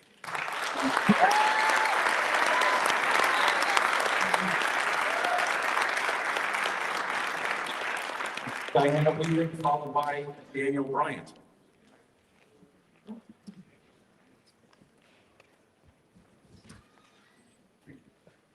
Thank you for the opportunity. I'm here to read a testimony from someone who could not attend. Good evening, Supervisor and members of the town board. My name is Hunter Gross, and I'm president of the Huntington Township Housing Coalition. I grew up here. I went through the Half Hollow School District. I built my life in a community that invested in me. Tonight, I'm asking whether we are willing to make that same investment in the next generation. I understand that growth brings concern. That's natural. But what we are discussing is not reckless expansion. It is measured, planned development in a commercial corridor, near jobs, infrastructure, in a place designed for activity. Melville Crossing is not about changing Huntington's character. It is about ensuring Huntington remains relevant. Because right now, housing costs are rising, options are shrinking, and young people who grew up here are quietly being pushed out. We cannot say we support our children coming home after college and then oppose the housing that would allow them to live here. We cannot talk about economic vitality and reject the kind of mixed-use development that strengthens local business and broadens our tax base. And we cannot preserve a community by freezing it in time. The real question before you tonight is not whether Huntington will change. It will. The question is whether that change will be thoughtful and intentional, or whether we will allow inaction to decide our future for us. Leadership is not about avoiding hard votes. It's about making the right ones. Melville Crossing represents responsible evolution, housing where it belongs, growth where it makes sense, opportunity where it is needed. As someone who grew up here, I want Huntington to be a place my generation can stay, not just remember. I respectfully urge you to approve this project and move Huntington forward. Keep Huntington livable for the next generation, not just the ones fortunate to buy homes here in a much different time. Thank you.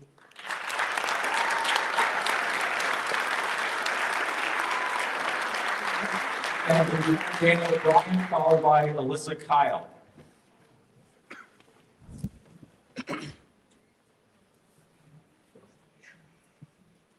Good evening. My name is Daniel Bryant. I'm a Half Hollow Hills parent, and I reside in Melville with my beautiful wife and children.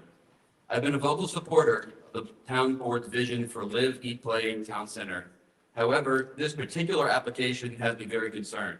While the town's overlay has been already very accommodating on parking and retail requirements, This plan is 57 spaces short on off-street parking for the rental retail parcel and contains less than half the required retail. To mask this shortfall, the developers claim their live-work residential units should count as 100% retail use. The question is not the concept of live-work residential units, which I like, but how they are classified under the town code. Mr. Vanessa argued at the planning board meeting that these fall under the home occupation definition. As the board knows, a home occupation is accessory and incidental to the primary residential use. You cannot satisfy a 25% commercial minimum with an incidental commercial use, nor can you use it to bypass the express prohibition on first floor residential use. Likewise, the condo building fronting Corporate Center Drive contains exactly 0 retail on the ground floor, further flouting the town code. Significant area and use variances are clearly required by the ZBA before moving forward. I'd be remiss if I didn't talk about our world-class majority-minority school district. The Half-Moon Hills School District is ranked in the top 10 districts in the nation. The district is welcoming of all new students, but we would insist that these developments pay their fair share. Unfortunately, in the developer secret, they use outdated Rutgers data from 2006 to project the new student enrollment. Using the updated 2023 Rutgers study, enrollment projections increased 72%. The net impact is we go from the town's anticipated taxes of $79,000 per new student to the initial estimate of $12,000 per new student, or less than $4,000 of new taxes per new student. While the developer secret analysis is quick to point out enrollment has declined in the district, it admits the fact that the district's budget has not kept pace with the inflation, that the needs of the district's student population have increased significantly, and that the district's expenditures per student are only average compared to the other Huntington area school districts. Now, I ask yourself, if the developer's secret review has made these glaring errors and omissions, can you trust the rest of the analysis in their report? Wouldn't requiring an independent party to redo the secret analysis be appropriate? In closing, I have proposed a 250-unit development for this property, one that retains the best elements of the current plan while moderately scaling back the density. This approach ensures full compliance with the town code, honors the town's vision, and aligns with the Suffolk County Planning Department's recommendations. My proposal would be a win-win-win for the developer, the taxpayer, and the community. Thank you. Thank you, Mr. Brown. Elizabeth Nile, followed by Dale Johnson. I have written copies as well for the sale.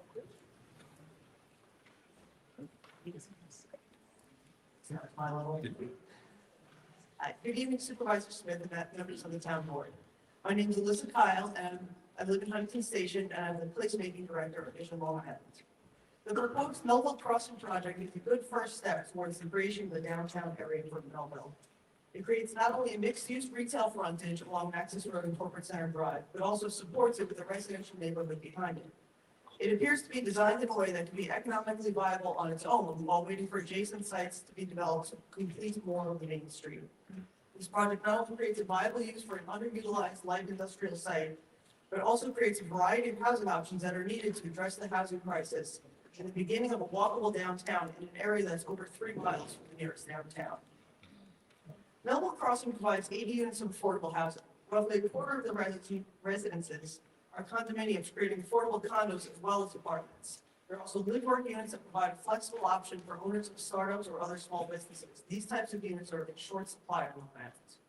There have been concerns expressed with the potential amount of school children that may live in these residences based on the number living in other developments within the district.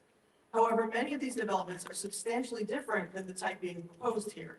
It is not an apples-to-apples comparison. Most of those developments are far more suited to raising a family than the type within this project. Many of them have 3 or more bedrooms, and many are single-family homes with up to 6 bedrooms.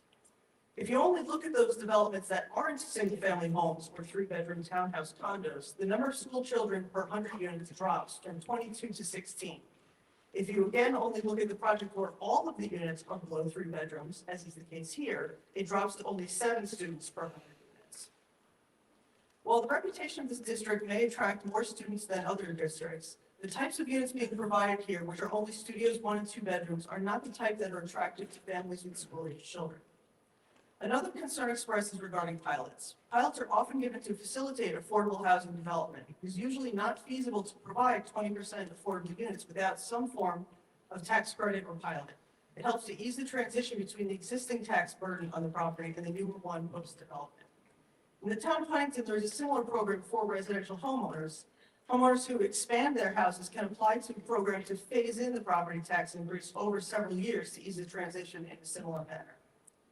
Although the retail provided is less than 25% of the total area, it is still sufficient since it is along the entirety of Maxess Road frontage and most of the corporate center drive frontage.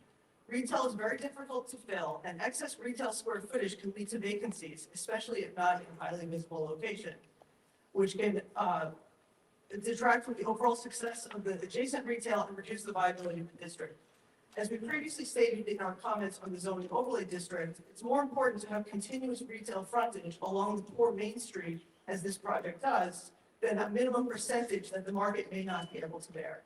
Overall, this project provides many benefits and is a solid first step in the establishment of downtown. We have additional comments to enhance the walkability that we submit and are happy to meet with the town or the developer to discuss. We support this project. Thank you. Thank you.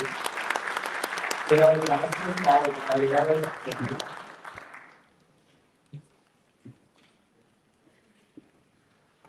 Did Dennis Maria return? He left. Okay, thank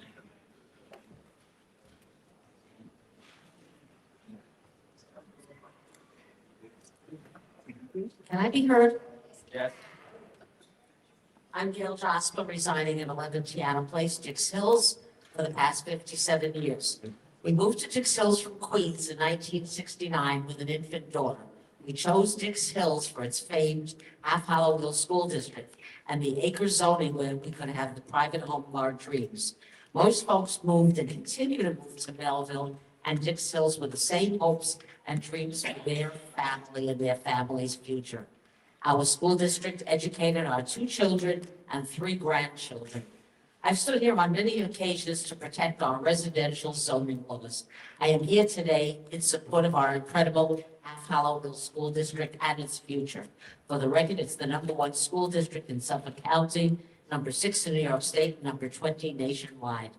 The 2025 school budget was developed to provide all the programs and services students need to excel, while also allowing for investments in our future.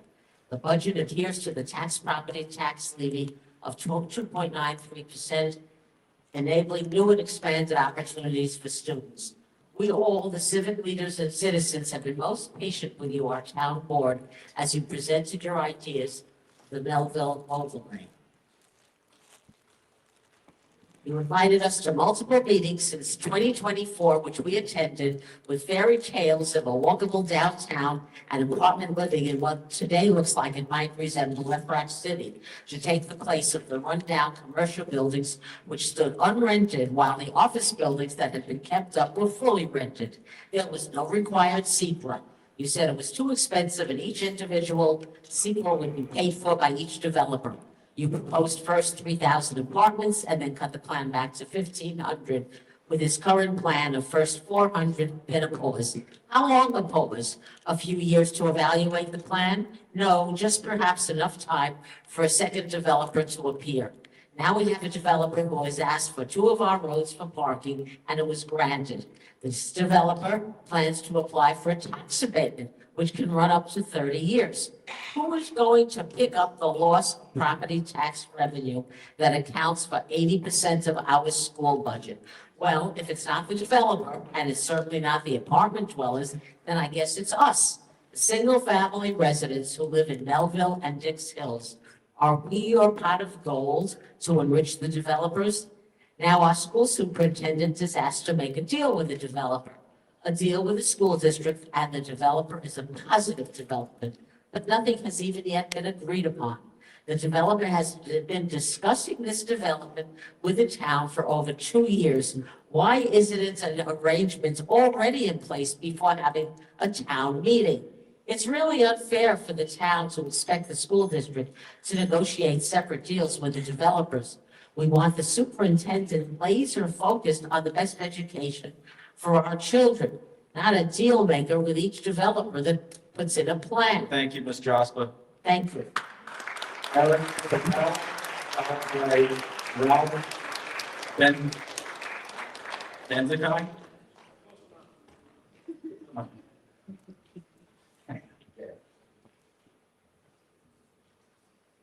Eric Opel.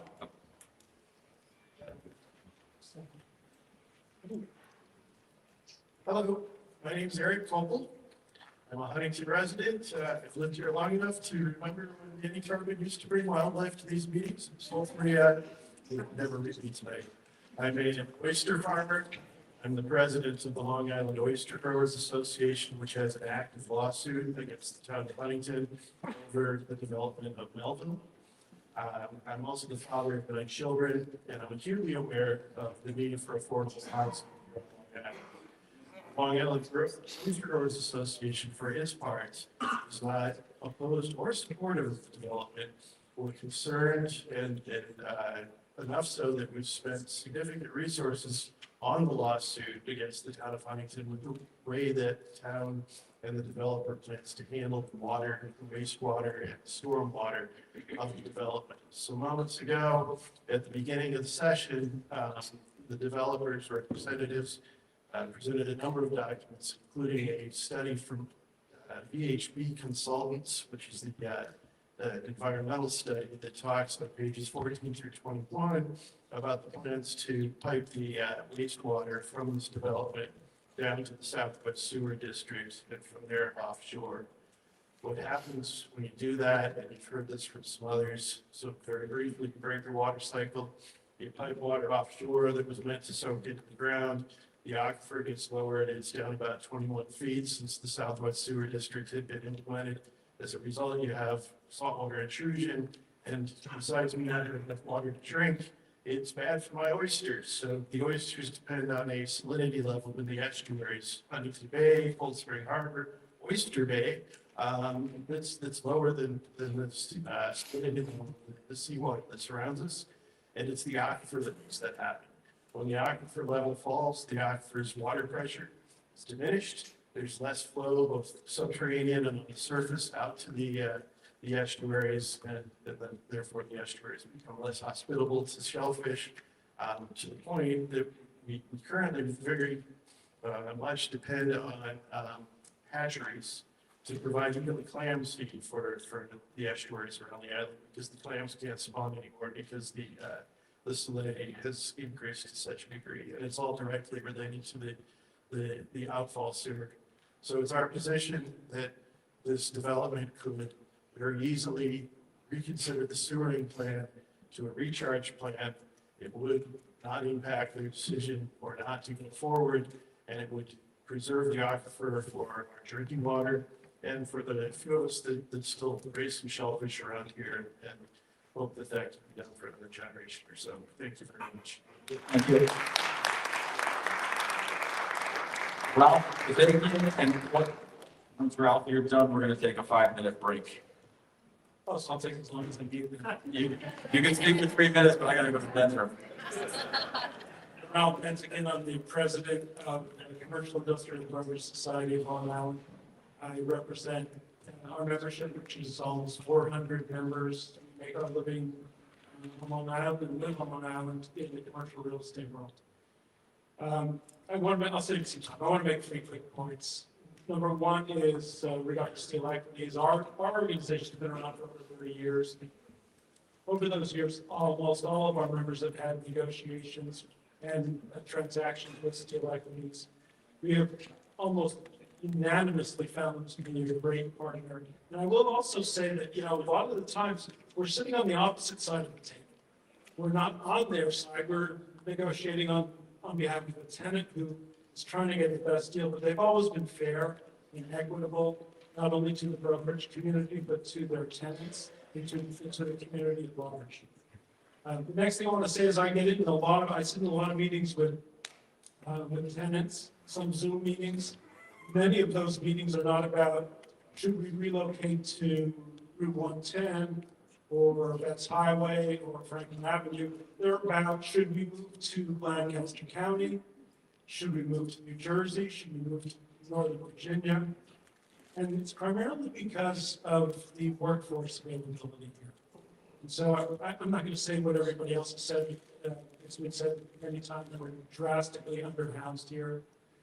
The third point that I'd like to make, I'd just like to quote a quick study. The Real Estate Institute of Long Island, which is at Stony Brook University, did a study, a similar study about school children and how many units or how many school children are generated by these types of developments. They studied 14 similar developments and found that 0.09 students are generated for every unit. That's not 0.9, it's 0.09 for every unit, meaning that pretty much out of every 10 units, 1 student is generated. I would think that that number might even be lower when you're talking primarily about studio and 1-bedroom apartments.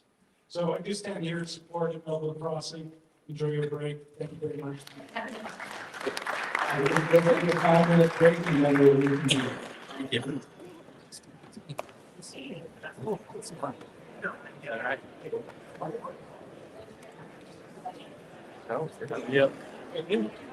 You're welcome. That.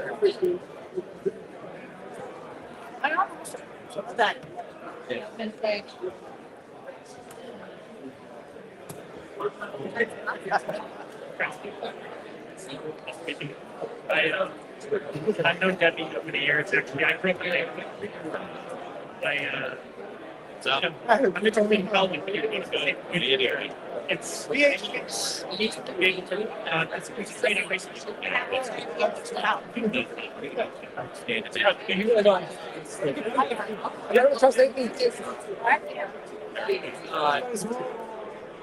It's not. Watch myself.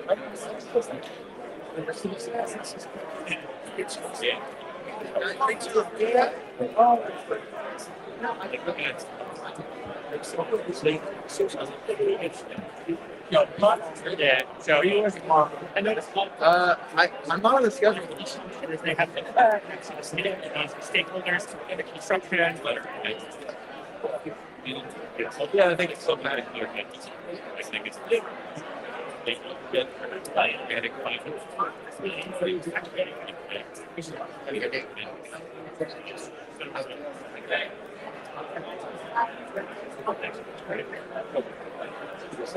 And that's well, I learned it. I'm studying international business. I lived there for 5 years. My wife there too. So we live,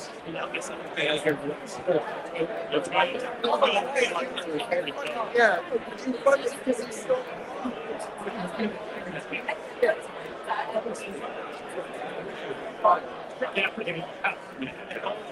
Next year, it's been building there. That's what I'm thinking. I mean, obviously, there are lower you have to work the same, which I am doing. But there are still more big options, outside of Long Island, even back in Huntington. We had an apartment for you.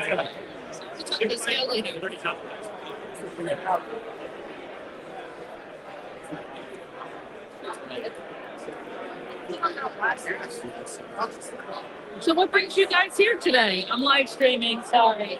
You're the scouts, right? Yep. So why today and why now? We just need to do communications, really. Communications? Yeah, we'll see. It's like a band. Yeah, it's a very bad. You work hard. So It's great. Did you find it interesting? aspects of it. Yeah.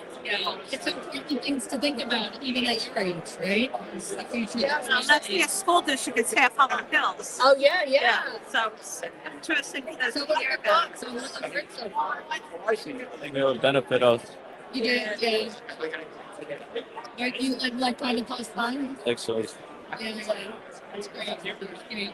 Well, thank you guys. It was great for you guys. You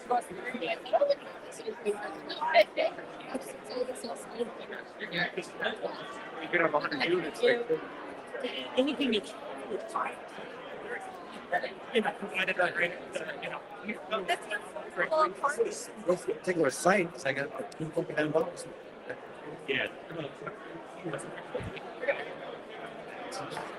You're gonna.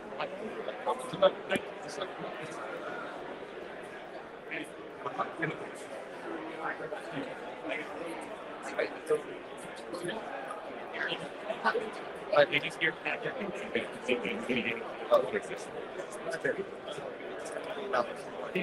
was just curious. Yeah, no, it's Thank you for speaking. oh, thank you. Live streaming. So Okay. Actually, I was watching the live stream when I came. Oh, are you? Because I got here around 6:20 and great. I had it on. That's awesome. And you spoke too? Did you? I did not speak, no. You didn't. I recognize your shirt. I actually wrote down Greg. Grand breakfast. Were you so now instead of the camera, you're doing this? No, we weren't sure if the town was going to live stream it. Oh, okay. So Okay. like, just do it. You know, Okay. why not? Yes. So they don't do it on social media. Yeah. Sometimes social media is a little different. No, it's good. So, Are you live streaming us now? yeah. Okay. 5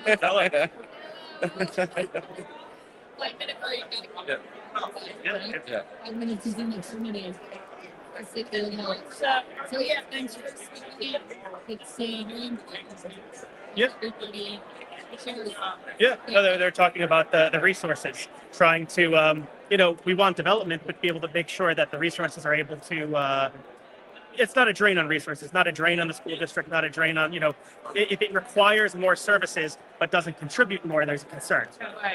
So yeah, I'm a proponent of development, but the question is, are the details worked out enough such that it could, make sure that the community as a whole is not negatively impacted. That's good. And how do you feel about the pilot request? The payment in lieu of taxes, tax abatement. How do you feel about it? I think that's what probably one of the worst aspects of the plan, and it is very different than what we were told when the plan passed that it was going to happen. Well, it's curious to see what's going to end up Yeah, happening. yeah. Excuse me, sorry.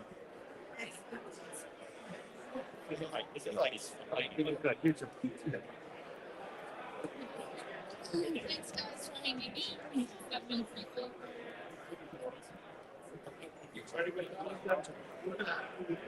There's a spring sticking through my feet. Fun, yes, these are good. So I was thankful to move over because of that left my spine behind when I stood up. Do you want my place too? This is fine. Yeah.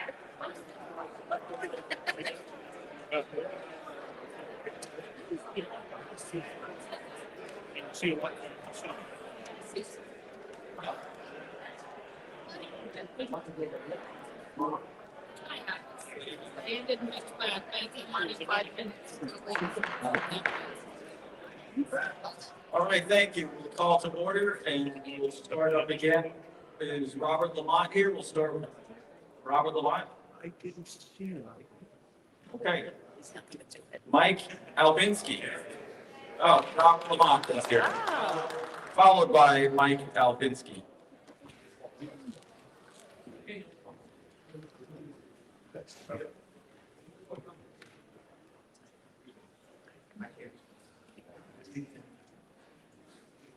I'm Robert Lamont. I live in a house. I'm paying too much in taxes. Everybody in here should do the same thing. 12 billion is a lot of money that is gonna be given away. What are we gonna get in reward for it? Nothing. Well, that's sad because, hey, let me get to the fellas over here on my left. My dad did some work for them, Steel Equities, 20 years ago. So you guys, or the guys back then were good to my father. Thank you. But we got, a lot of other issues or problems here. I mean, it's sad this young fella behind me, he's 20-something years old. What is your definition of affordable? Is it 3,000? Because I'm looking at a nice spot down on the South Shore in Oakdale, and it's a 2-bedroom apartment, a 12-foot ceiling. It's got all the bells and whistles, amenities. It's got a pickleball court. It's got a heated pool in May. It's got off-street parking. It's too good to be true, but, trust about verify. I think somebody said something earlier about trust. And trust is earned, but you probably have done some good work, great. But there were other communities out there, Bayshore, Patchogue, even the little spot, the state built up, Pulaski and Elwood Road. And let's go down Elwood Road because there was something that was put in about halfway up from Jericho Turnpike years ago. Maybe it's 10 already. Used to be sod farms there. There's gonna be a place, used to be an apple orchard. Beautiful spot. And where are the deer and the animals going? There's an article, there's about a 75% increase in traffic accidents because people are hitting deer. And, you're gonna have other problems long term. This is prime property, centrally located. It would be ideal for other things, other structures, but nobody wants to listen to me. Thank you for returning the calls.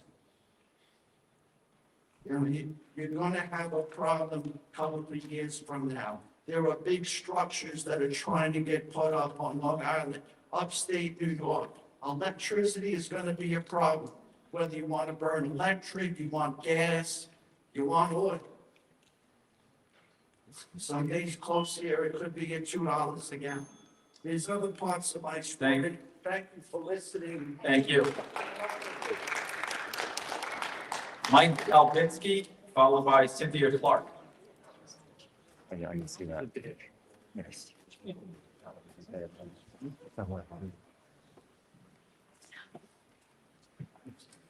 Good evening. My name is Mike Alpinski. I live at 505 3rd Avenue in East Glenwood.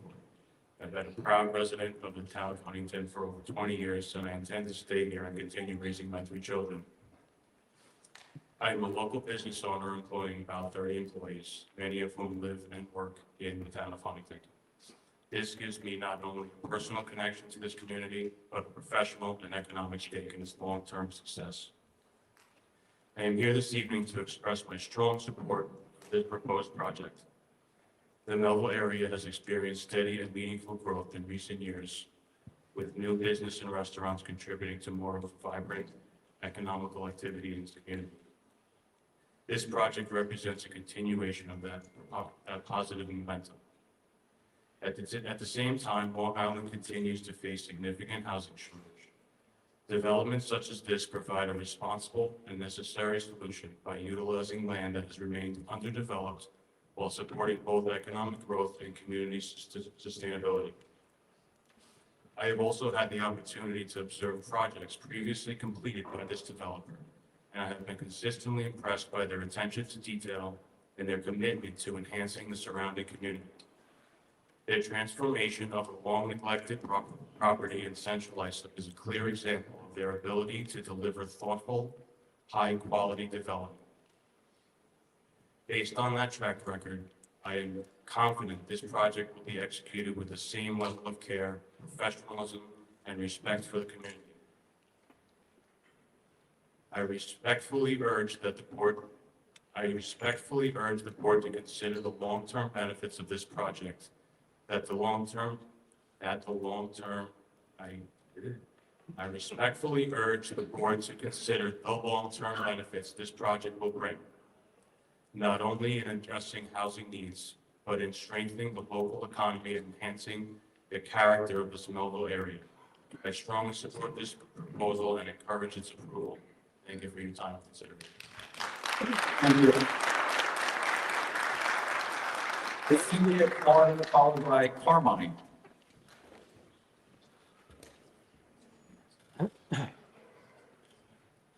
Good evening. There were some wonderful speakers here earlier, including the environmentalists, and I want to thank personally Gail Jasper for giving a refresher of where this all began.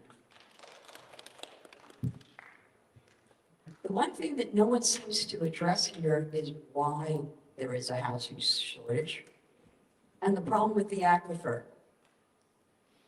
As Anna Reynolds said, the aquifer, we were the first federally protected aquifer in the country. We have a 4-mile long, 2-mile wide plume of pollution that generated at the Old Croman property, slowly working its way to Melville. Ironically, still owns 81 acres of that land at Croman. As for the housing property, where was all these housing help and voice of whatever, all the housing interests? Where were you? Why wasn't anyone screaming at the top of their lungs when Matinacock Court went sideways? Why doesn't any of these developers, or their attorneys for that matter, throw out the rent, actual rent that these people are going to be paying or offered? Because Huntington, basically, a studio could easily go for $2,500. That's not affordable for Huntington. You know who's taking all those apartments in the village and what's going to be built here? It's going to be people fleeing Mondami in Manhattan. They're already.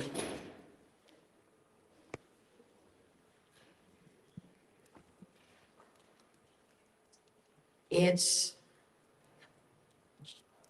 again, the rents. No one throws out figures. 20% is nothing out of this project. It's not doing anybody good. All it's doing is churning the big animal that is big development on Long Island.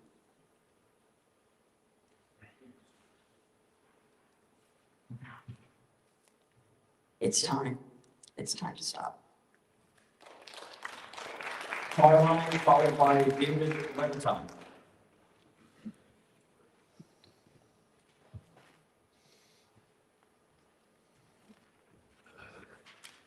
Carline? David Leviton?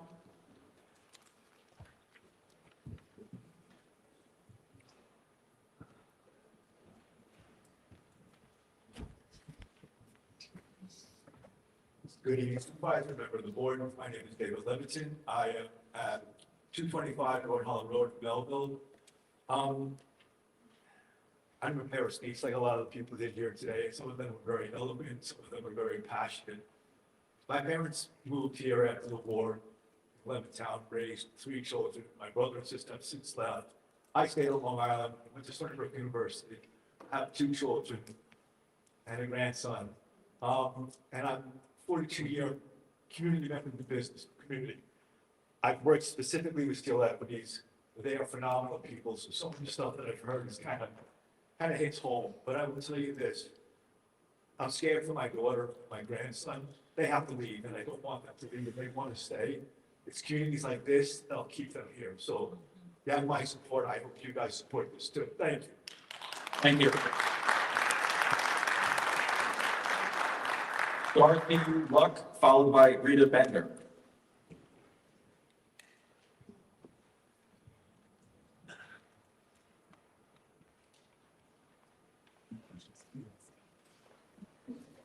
Hello, my name is Dorothy Lewitt. I'd like to make a proposal. Maybe call it a compromise.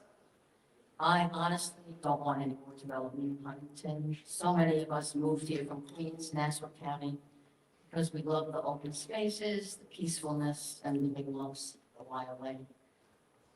Due to the fact that there already exists so much ugly blacktop in this area, how about we come to a compromise? I suggest cutting way back on the number of apartments. Instead of 4-story, build 1 or 2-story. Fill in the open spaces with native trees, native plants, and many walking paths with native gardens, maybe even put in some natural looking ponds. I don't think we need that much retail, restaurants. Huntington, we're already overloaded with these. So perhaps all of us could live with the new proposal. It's a give and take. Some of us are very passionate about no more development. Some of us want it because we want our kids to live here. Maybe we can come to a compromise. Let's build something that won't burden already saturated town, make it an area that Huntington can be proud of. We can go back to square one and just reevaluate this whole idea, come up with something that everyone could be in favor with. I understand we need more apartments. Maybe we could make it a little more environmentally friendly, not so cramped and crowded. Maybe we could just reevaluate the whole idea and start from scratch. Just my thoughts. Thank you. Thank you. Rita Bender, followed by Daniel Carpenter.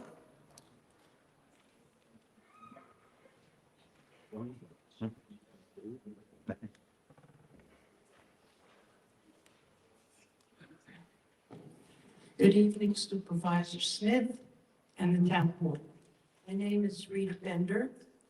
I've been a real estate broker in the town of Huntington for over 40 years, and I've been a resident of Dix Hills for the past 58 years. I'm currently on the board of directors of House Beautiful Civic Association and the Huntington Breast Cancer Action Coalition. I've been on the board, past member of the board of LIBOR Town of Huntington Township for 10 years. I'm the recipient of the Distinguished Service Award and the Community Service Award. I've been on the board of directors of Huntington Town Art Council, and I've been honored by the Huntington Chamber of Commerce as someone who makes Huntington a better place to live. I love the town of Huntington. My husband retired 40 years ago, and we went all over the United States trying to find a place to go, and he said, there's no place like Huntington. My son is living here, my grandchildren went to the school district, my kids. Huntington is wonderful. And I can tell you, as a real estate broker, there's such a need for these apartments. I sell so many houses, and people move to Florida, they move away, they want to stay here, and they can't find a place to live. And this is a total community, a total environment where people can live and walk the streets and just enjoy the development. The Squito family, Steel Equities, they're wonderful, wonderful people, wonderful developers. They care about the communities that they build. Anybody who's any doubt just needs to go look at the Belmont and what they've created there in the town of Islip. I have dear friends of mine whose house I sold in the town of Huntington and had no place to go. They wanted a total community. I brought them over to the Belmont. My friend was an attorney in the town of Huntington for over 40 years. I brought them over to the Belmont. They absolutely love it there. They had such resistance about going to Iceland, but I got them in my car, took them there, and they just renewed their lease again. It's just a wonderful place to live, and we need it for our seniors. We need it for our young people to stay here. And I just think that we should all enhance, and we should all enjoy what they're going to be developing. And I realize that there are special issues that have to be worked out with the schools, with taxes, and so forth, the aquifers.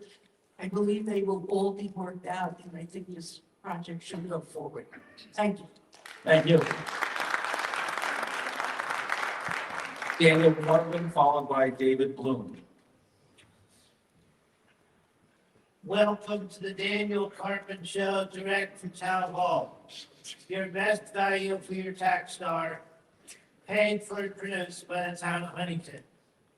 My name is Daniel Carpenter. I reside at 3 Harper Hill Drive, Huntington, New York. I would like to state that the South Huntington Water District issued an illegal letter of water availability to the developer. This was supposed to come after an EIS, not before. It is blatantly illegal. Also, the Suffolk County Sewer Agency issued a letter stating they have capacity at Bergen Point for this development. That again was issued illegally in violation of the State Environmental Quality Review Act. Next point, they want tax breaks from the Suffolk County Industrial Development Agency.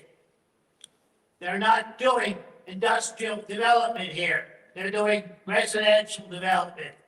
Why should they be asking for tax breaks from the Suffolk County IDA when they're not doing industrial development?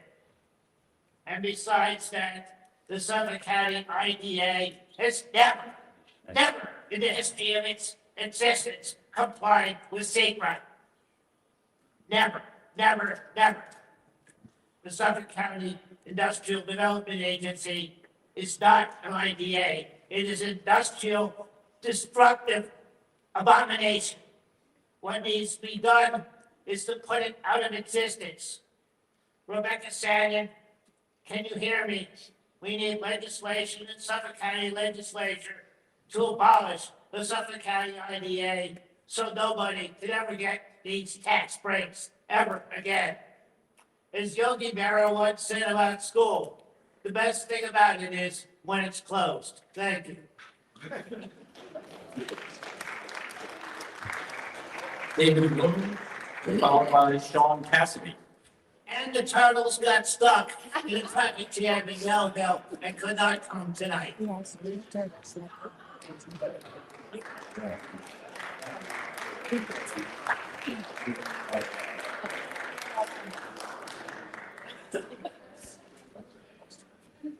Good evening, Supervisor Smith, members of the board. I'm very happy that I did not have to follow the turtles tonight. I am very concerned. My name is David Bloom, and I strongly support the Melville Crossing development. I am a very concerned local resident. I have employees and family members who live in this area, and I care deeply about smart, responsible development across Long Island. The reality is simple. This is not just a Melville issue. It's a regional issue.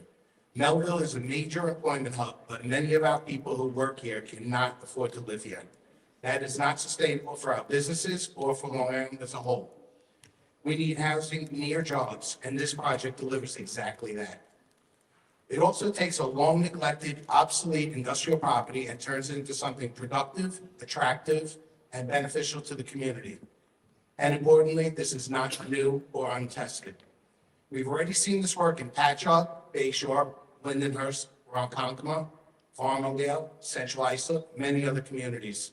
These communities were transformed for the better. They became more vibrant, supported local businesses, and created places where people want to work and live. I attended a meeting for the Belmont for their approval for their second stage last year.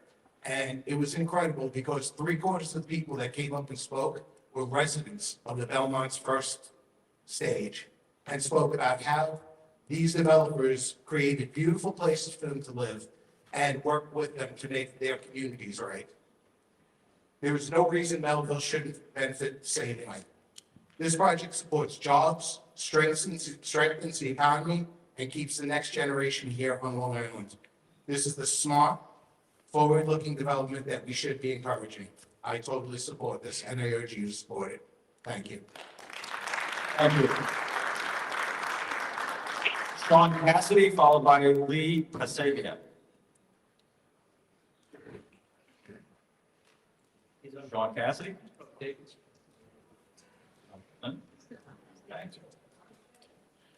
Lee Pasavia.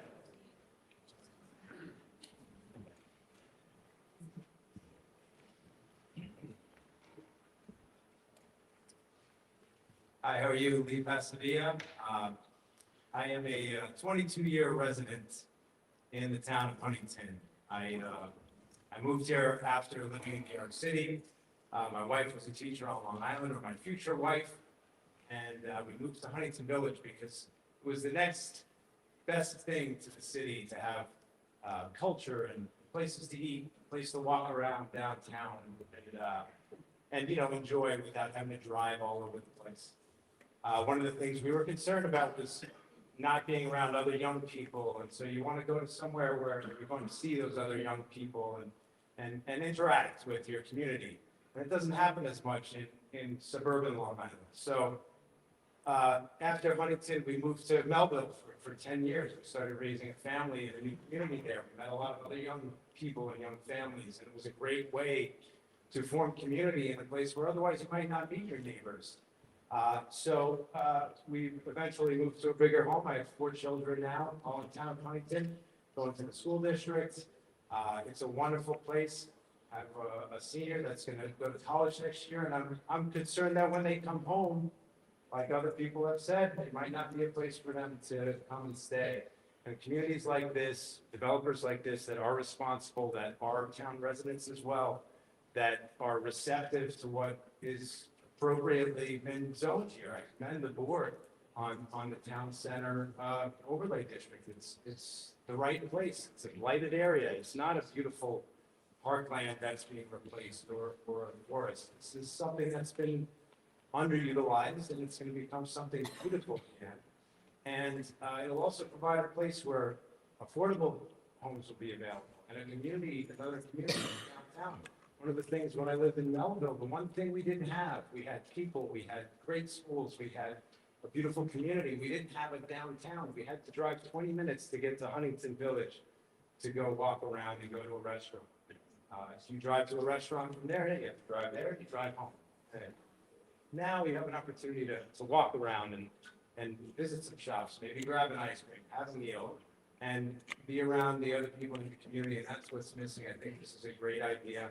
It's a great developer. I support the project, and hope you will. Thank you. Thank you. Tom Peter, followed by John Tudisco.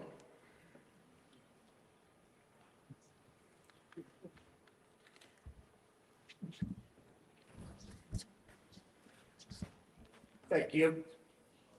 Tom Peter, lifelong Huntington Bay resident. I work at Fancy Fixtures, 38-year-old small family business, women-owned in Plainview, New York. Also a proud member of Long Island Builders Institute. I'm here to support this project overwhelmingly.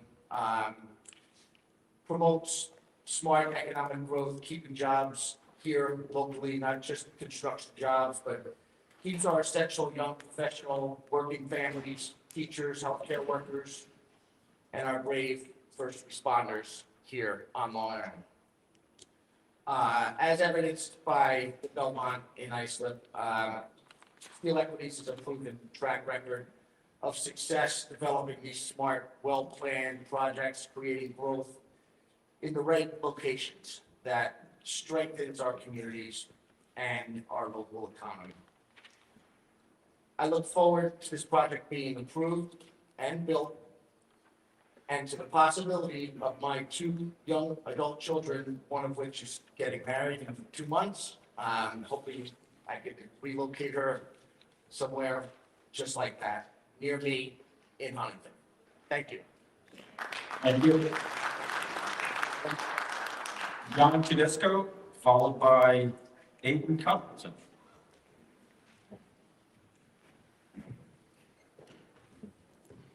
Good evening. Two of the most painful events in my lifetime has been when my 2 adult children decided to permanently leave Long Island.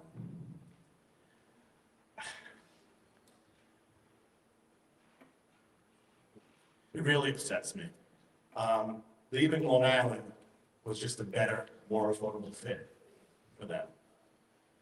After growing up here, being involved in the community, going to school here, Boy Scouts, Girl Scouts, going to college here. My son is now 33 years old. He's a young professional, civil engineer, now happily employed and married outside of New York. My daughter is an entrepreneur, like her dad, moved out of state as well, and started her own business in Florida. I've looked over these plans, and I'm impressed with what I saw. It's an all-encompassing plan. It has the makings of a vibrant, new community.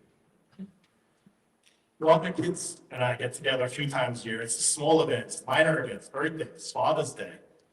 Get together for a game. I miss those. Christmas, whatever, we'll see each other. But it's the little things that really hurt. And Long Islanders that are in this room tonight are perhaps in the same situation now, or will be in that situation in the near future. And I'm sad for that. My kids are not coming back. And they'll be separated from their family to some degree.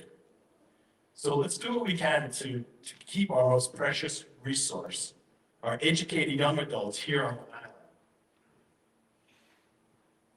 The amount of units produced at Melville Crossing will not solve the housing crisis on its own.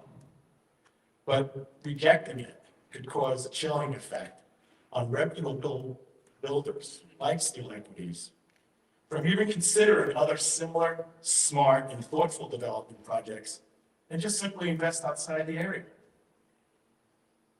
I thank the distinguished board for having this open forum. I fully support this project and truly hope we can make it a reality. I didn't think I'd have 20 seconds left, so I'm going to comment, a brief comment so that someone said that I love. We cannot preserve the community by freezing it in time. Thank you.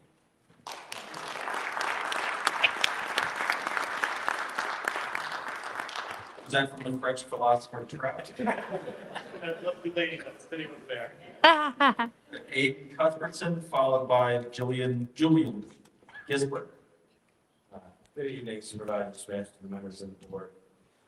My name is Abe Cuthbertson. I reside at 75 Sounders Drive, my parents' house, more specifically the upstairs, not the basement. You know, I think it's important for the board to know there are many young people like me who care deeply about Huntington, but they don't know where to express these thoughts. And I applaud the young man behind me who spoke earlier and took the words right out of my mouth. But I'll say them again because I think they need to be heard. These young people are people who want to build the future. We're hoping to see this town make thoughtful decisions that allow our community to grow and adapt. Too often, conversation around these projects are driven by the fear of change. But for many young residents, like myself, the bigger fear is that if we do not create new housing opportunities and reinvest in underutilized properties, Huntington will become a place where people my age can work, can grow up here, and truly love this community, but never actually afford to stay here. This is why I believe this project deserves support. I think it is important to say that a lot of the doom and gloom we hear around projects like this often do not come true. Earlier tonight, someone said that will potentially happen. These words kill projects and kill progress. Too often, these conversations are driven by worst-case predictions instead of the actual facts in front of us. Tonight, the board has the opportunity to show that Huntington is willing to plan for the future, not just protect the past. Thank you very much.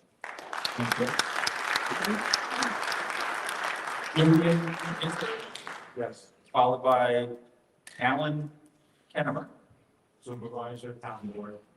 I have been a resident of Huntington for a very long time. I actually graduated Huntington High School, not Huntington, I'm sorry, Half Hollow Hills. All right, and I strongly support this project. I'll tell you the reasons why. It provides jobs, it provides housing. Another thing is we're not losing all our young people, and they're going away. I happen to be very fortunate. I have 7 grandchildren all in the town. Some of them are going to the schools. Some will be going to the schools when they get older.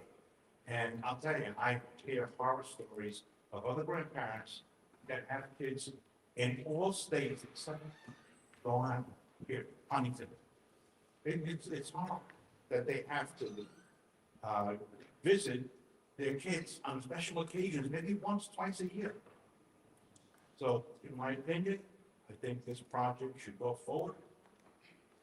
So, thank you for the vote. Thank you. Alan Kennemer, followed by Don Feeney. Good evening.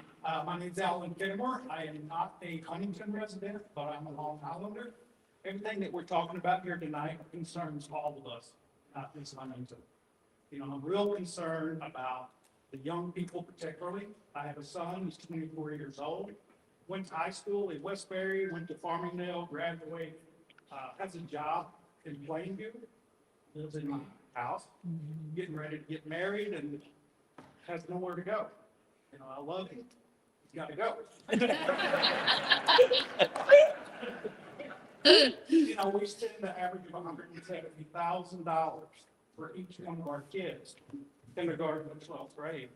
And then what happens? They move away. So I'm here to support this project. We need many more like it. Thank you. Thank you. Don Meany, followed by Mark Labiaca.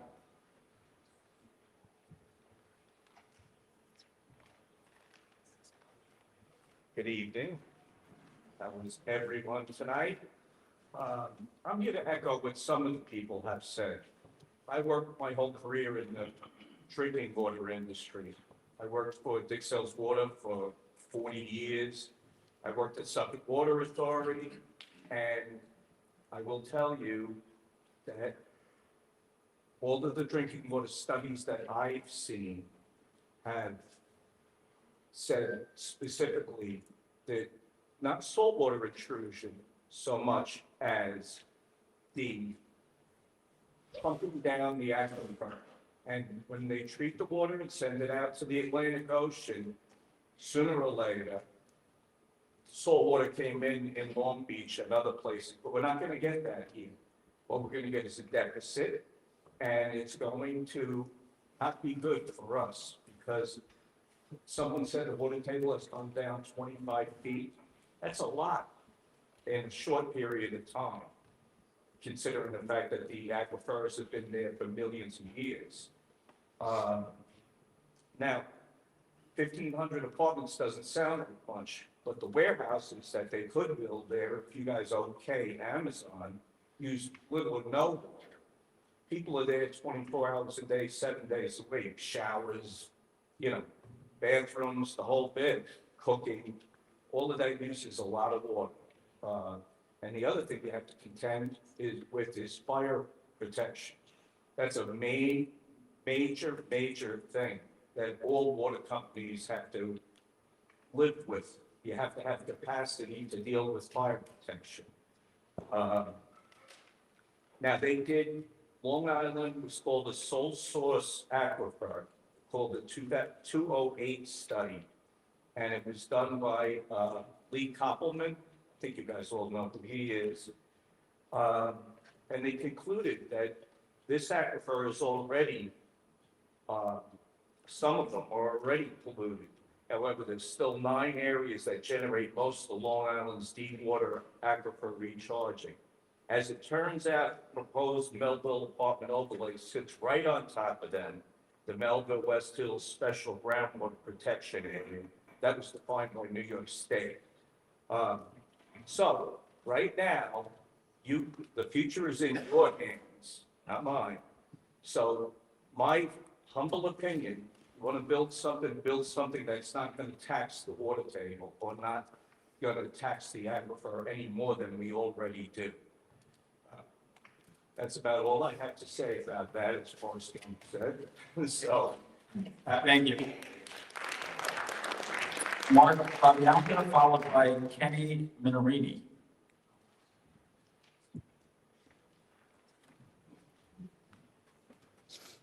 Good evening. At last meeting, many of us stood here and asked you to slow down to table the vote until there was a clear, complete plan before making a major zoning decision. That didn't happen. Tonight, we're here again, and now you're asking residents to accept tax abatements for projects that still don't have full development plans completed, environmental reviews, or support from our own police, fire, and school officials. I want this clearly on record. Approving tax abatements under these conditions shifts risk away from developers and onto the people who already live here. The tax break doesn't eliminate costs, it transfers them. That means existing homeowners will be asked to carry the burden while services are stretched and questions about infrastructure and environmental impact, especially to our aquifer, remain unanswered. We haven't even addressed traffic. You had someone earlier, which I don't understand where he was. I don't think he was on the service road by Pylon Road the other night. You couldn't get through, and it was extremely dangerous. Anyone who lives near Route 110 knows it's already heavily congested. Many residents avoid it altogether and use side streets just to get around. Adding hundreds, potential over 1,000 units will only make that worse. Last time this was described as creating a walkable downtown. The reality is it may become a walkable downtown because cars won't be able to move. That's not smart planning, that's avoidable congestion. And when our own public safety and education professionals raise concerns and are ignored, that's uncareful planning, and that's decisions being rushed. Approving these amendments before full reviews complete also raises serious concerns on the State Environmental Quality Review Act. That's not just a policy issue. It's a potential legal and financial risk for the town. This comes down to something simple. Developers are being offered benefits while residents are being asked to accept the burden. Each of you is accountable for this decision individually, and residents will remember who chose to move forward with that plan, without full transparency and despite clear opposition. This responsible action is still the same as it was before. And to the residents here tonight, we've spoken before and voted more. Don't stop speaking. That's how accountability works. We still have the opportunity to get this right. I'm not opposed to building. I just want it done smart. There seems to be an imbalance with the audience and professional ties to the project versus the residents. And the residents who live here will deal with whatever long-term reality happens to us. The zoning change violates the law, threatens the future. We obey the law. You should too. Thank you. Kenny Minerini, followed by John Cannon. Thank you, Supervisor Smith and the town board. My name is Lenny Minerini, and I'm proud to represent Max Security, the Long Island-based security provider headquartered in Huntington. I'm here today to express our strong support for the proposed Melville Crossing project by Steel Equities. As a company that operates within the community and employs local residents, we see firsthand the challenge facing Long Island, particularly a growing need for attainable housing and continued economic development. Today, Max Security employs over 25 individuals who live in the town of Huntington and many more across the region, who are directly impacted by the rising cost and limited availability of housing. Projects like Melville Crossing are not just development. They are about sustaining our workforce, supporting local businesses, and ensuring that companies like ours can continue to grow and hire locally. This proposal will deliver approximately 400 residential units, including 20% affordable housing, contribute meaningful to the town tax base, creating construction jobs in the short term and permanent employment opportunities long term. Support the viability of local employers who depend on stable local workforce. Additionally, as a security provider, we recognize the importance of safe, well-planned community developments of this scale, creating opportunities to implement modern security infrastructure, technical monitoring, and responsible planning that enhances quality of life. We understand that concerns will be raised that are with any project of this scale. However, it is equally important that the board hears from those who see the broader picture, including an economic workforce and community benefits that bring projects like this bring. The approval of the Melville Crossing will also set a critical precedent for further responsible development under the Melville Overlay District, helping address Long Island's housing shortage in a structured and forward-thinking way. Thank you for your time and consideration. Thank you. John Cannon, followed by Lisa Bluestein. Good evening, Supervisor and Town Board. I'm John Cannon. I'm a 35-year resident of Melville. I've been in the real estate business for 50 years. I've been involved in sales and marketing for major upscale condominium developments throughout Nassau. I am pro-development. However, this is a trousers. Okay? You're talking about density, density, density. This comes out to 400 units, 25 units per acre, whereas the town of Huntington Planning Board suggests 6.7 to 11 units per acre is optimal for the density and suburban townhouse development. How do you get 400 units is beyond the, you're looking at 800 cars, okay, of 1.9 to 2.2 cars per household. Okay? And as far as the traffic report, that's obscene.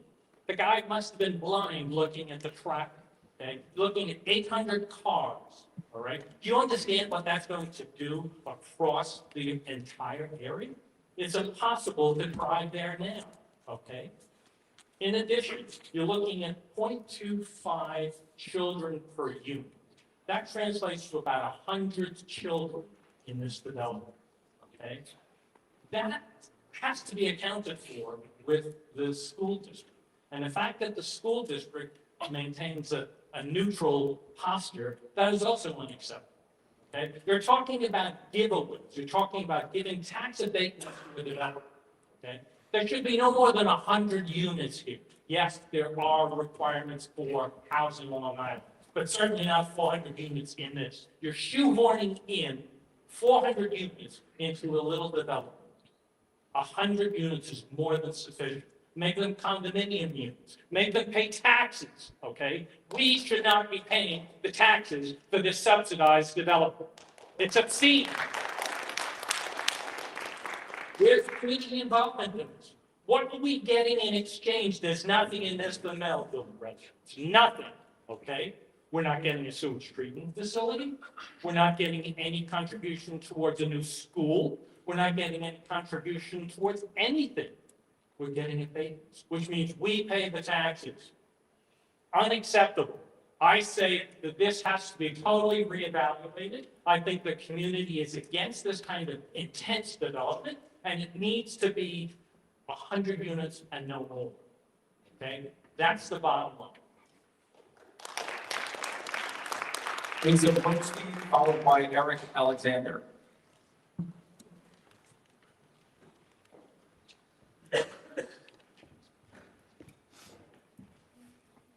Good evening.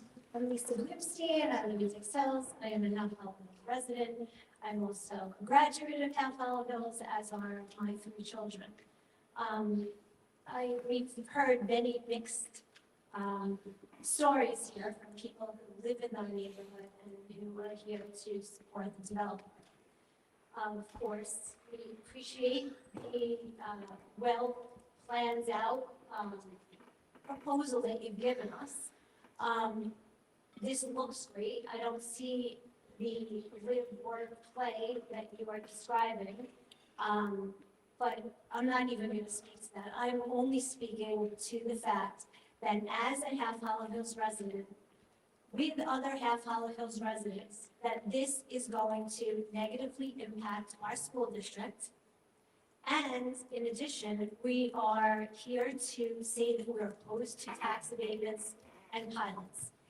If the town thinks that this is a wonderful idea, and as we've heard tonight, there are many people who are looking for housing, and we understand that, and we agree that there should be housing, but it shouldn't be done on the backs of the Half Hollow Hills residents who are currently paying upwards of $25,000 a year in taxes, 80% of which goes to our school districts. We've heard a lot about not having affordable housing. We have no idea what is the affordability of these units. What is the price for them? We've heard numbers thrown out. We've also seen that in Country Point and Plainview, they put up 700 units. And did they get any tax abatement? None. They wanted to build it. They found a way to do it, but not by charging the people who live in Plainview to afford it. How much more do you think that young families who are moving into our neighborhood, who move into our neighborhood because we have a wonderful school district that we're all very proud of, but how long do you think that they are going to keep moving in when the attitude of our board members is that, you know what, let them pay a little bit more. There's always a little bit more because we want young people. Yes, we have to find a way to balance both. We have to find a way for developers to build affordable, we don't know what that means, affordable housing for young people so they can stay here without it costing the taxpayer and your constituents to do that. I'm not even gonna go into all the numbers of what these units will do to the school district, because we don't even know an accurate breakdown. And we know that more people are gonna move here because this is a premier school district. I've heard them speak about Patchogue. This is not a Patchogue school district. We implore you to please rethink this. Thank you. Eric Alexander, followed by Dave Deacon.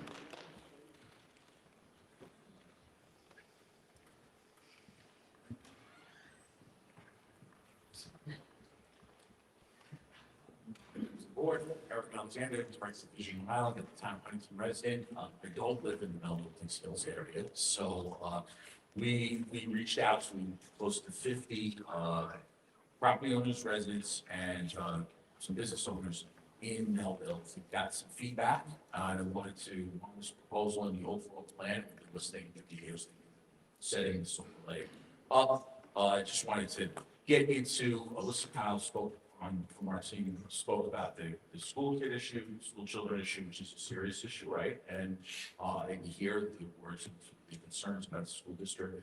You know, our studies show that in transit-oriented development zones, which this is not, there's an average of 3 kids per 100 units. I know that sounds bonkers, but it is. The Stony Brook study that was referenced before has 9 kids per 100 units. And that, you know, that these samples are Long Island projects. Rutgers study samples all over this, right? These are Long Island projects, real communities.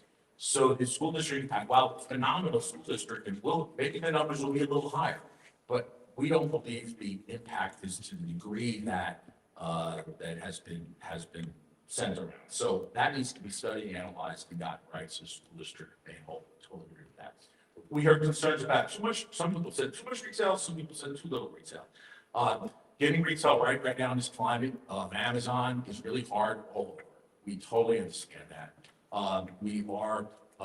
We recognize this developer is very sober to and has been successful in other places. So we do trust that could work successfully. But there are potentially other projects that could come in this zone that could bring out some of the more retail for folks who want more, right? We do believe that there's a full-scale environmental analysis going here, that we would have liked to have seen a full EIS, at the beginning of the hearing, beginning the overlay. We recognize it's happening project by project, but we understand that this is happening. I know there's a proposal by the governor to kind of move skip some steps on environmental review, but that we understand that's not happening here. People asked about sense of place, creating a sense of place on this site. I think more details can show, the design details can show what kind of place this will be. I don't have time to talk about tax impacts and benefits, but I'll say this one thing. Where there have been pilots, there's always been more taxes paid than the prior use. So when we've seen these pilots tied to residential and mixed-use projects, they've been successful. And so then I don't have time to get one more. But lastly, we heard from a lot of folks, they do want to see affordable units. Now, my understanding is these projects are not subsidized, meaning government dollars coming into the units themselves. So there's a limit as to how many you can actually get in a project of this scale. But that was the key issue for this. So, and lastly, I just want to say, we know this developer in other communities. Check out their project centralized. It's phenomenal. Thank you. Dan Deacon, followed by Courtney Bryant. Yes, good evening, Supervisor, members of the board. Daniel Deegan, I am part of the developers team. I just wanted to elaborate a little bit more on pilots. People have been talking about the pilots, and I would be handling the rest for the developer. So, you know, we've heard all the good things about the project. The issue is projects like this, multifamily housing, do not pencil out, they're not financeable unless we can phase in the new taxes that are created by the pilot. You know, there's a misnomer to say it's a tax cut. Right now, this property is producing a certain amount of taxes.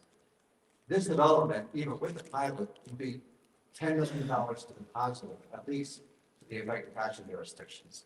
That's a very big difference, and that's with the pilot. So we're talking about incremental positives to be taxed, basically taxes. Pilots aren't taxes, they're just in lieu of taxes, still revenue to the effective tax jurisdictions. You know, they raised issues of certain cost that could be associated with a project like this, school-aged children. We've been in communications with the superintendent of the schools, as you've heard. I think they're very productive. We want to make sure that they do get comfortable with what the impacts are going to be from this development and that they're covered. And we feel pretty confident that we're getting there and we're going to be there by the time this, comes to fruition. So, I think what people have to understand, it's not greed or anything else. What it is, these projects, banks not providing money for a project like this unless it's a certain rate of return, certain revenues. They'll get the cost of the project, they'll get the income and expenses, and say what is necessary, what's the level of expense that this property can sustain, this project can sustain, and still be financeable where a bank and or investors would put money to make it possible.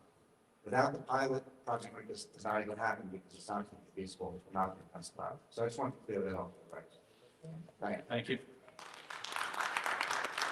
Moving directly, followed by Clem Cote.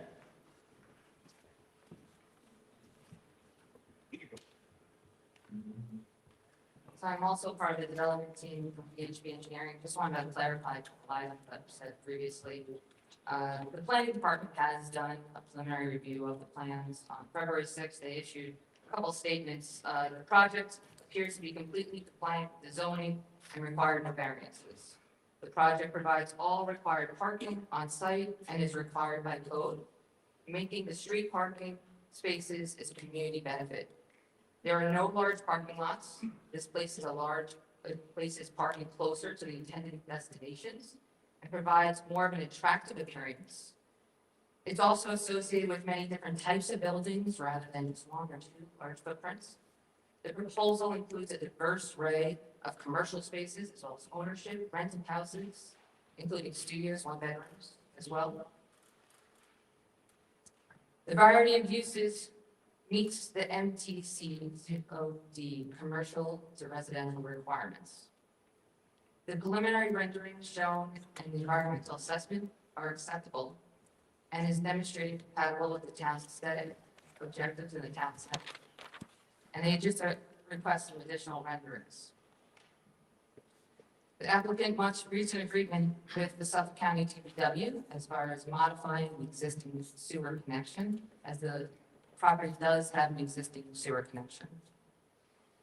And prior to the approval of the site plan associated with special permit, they must confirm and talk to the Huntington Water District. Now, H2M is the water district's consultant. They've also issued a letter on March 11th with the conditional water availability, stating that this consultant, third-party consultant, as we've heard over and over and over again, like look at, has already looked at this. They've also said that they want this applicant to commit to certain things, and they have. Installing low-flow plumbing fixtures, installation of high-efficiency washing machines and dishwashers, installation of rainwater collection systems for irrigation purposes, installation of water-efficient irrigation systems to minimize the potable water for the purposes of utilization and drought-tolerant species, as well as leak detection. And lastly, on the sewer side, this is encouraged by the sewer. We've heard a couple things about saltwater intrusion, and I just wanted to kind of clarify some items. Earlier, we heard a lot about saltwater intrusions. What they are saying is from a 1978 study. In 2015, there's an additional study, and again, it's a comprehensive water resource management plan that confirms that sewering is more important to protect our quality of our groundwater. The same plan also confirms that saltwater treatment is not a threat to the water supply in that area, and that the groundwater treat charge in this area has increased by time and by effective stormwater management, which you'll see on our grading and drainage plans. Thank you so much. Thank you. Clem Cote, followed by Brian Legal. Good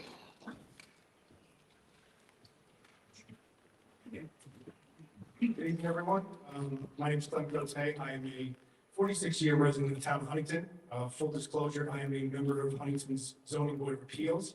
I am also chairman of economic development for the town of Huntington. But I'm here to speak as a resident. I live in one of the closest neighborhoods to where this is being proposed.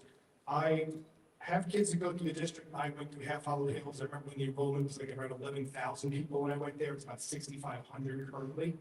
I want to take everybody back to some projects that were done previously and caused a lot of controversy. People complained back in the day when the Baldwin Mall was going to include Bloomingdale, Saxford Avenue, Lord and Taylor. And I remember being 6 years old and maybe a little older.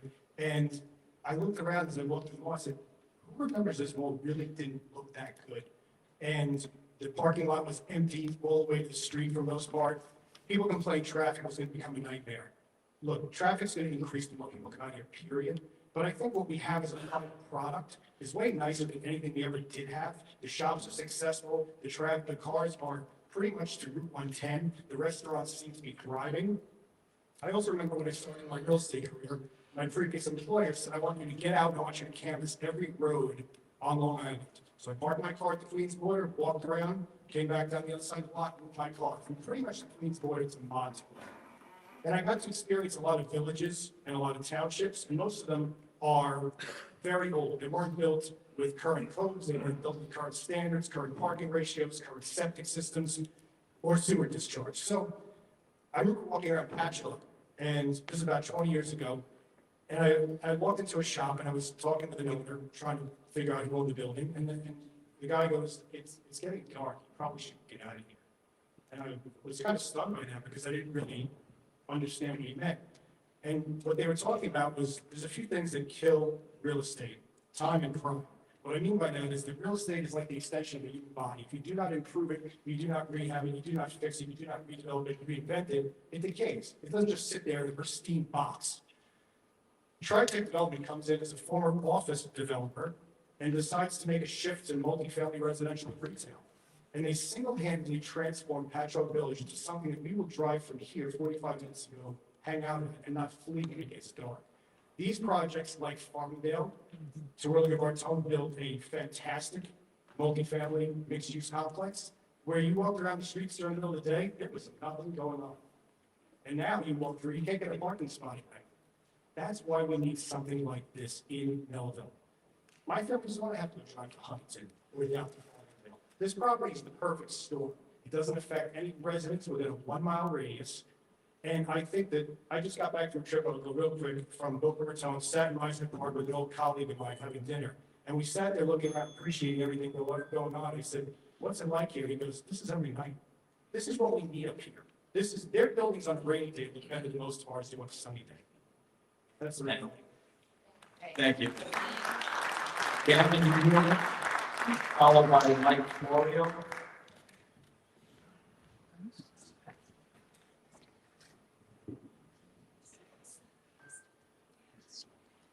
I grew up on Long Island, and like many Long Islanders, I wanted to live here and raise a family here. So after a few years of living in the city, seeing its decline and increased crime firsthand, my wife and I decided we needed to move. We bought a house in Melville about 1.5 years ago. My first act of civil duty was to vote for you. However, I cannot support this project, not in this way. It's hard enough to buy the house, but now that we did, we're getting punished. We're getting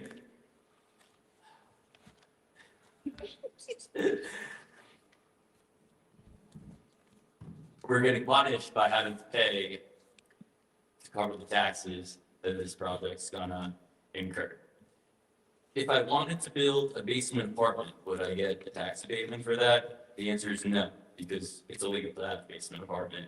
But that would be a hell of a lot more affordable than the apartments this project's gonna need. There's about 20,000 people in Melville.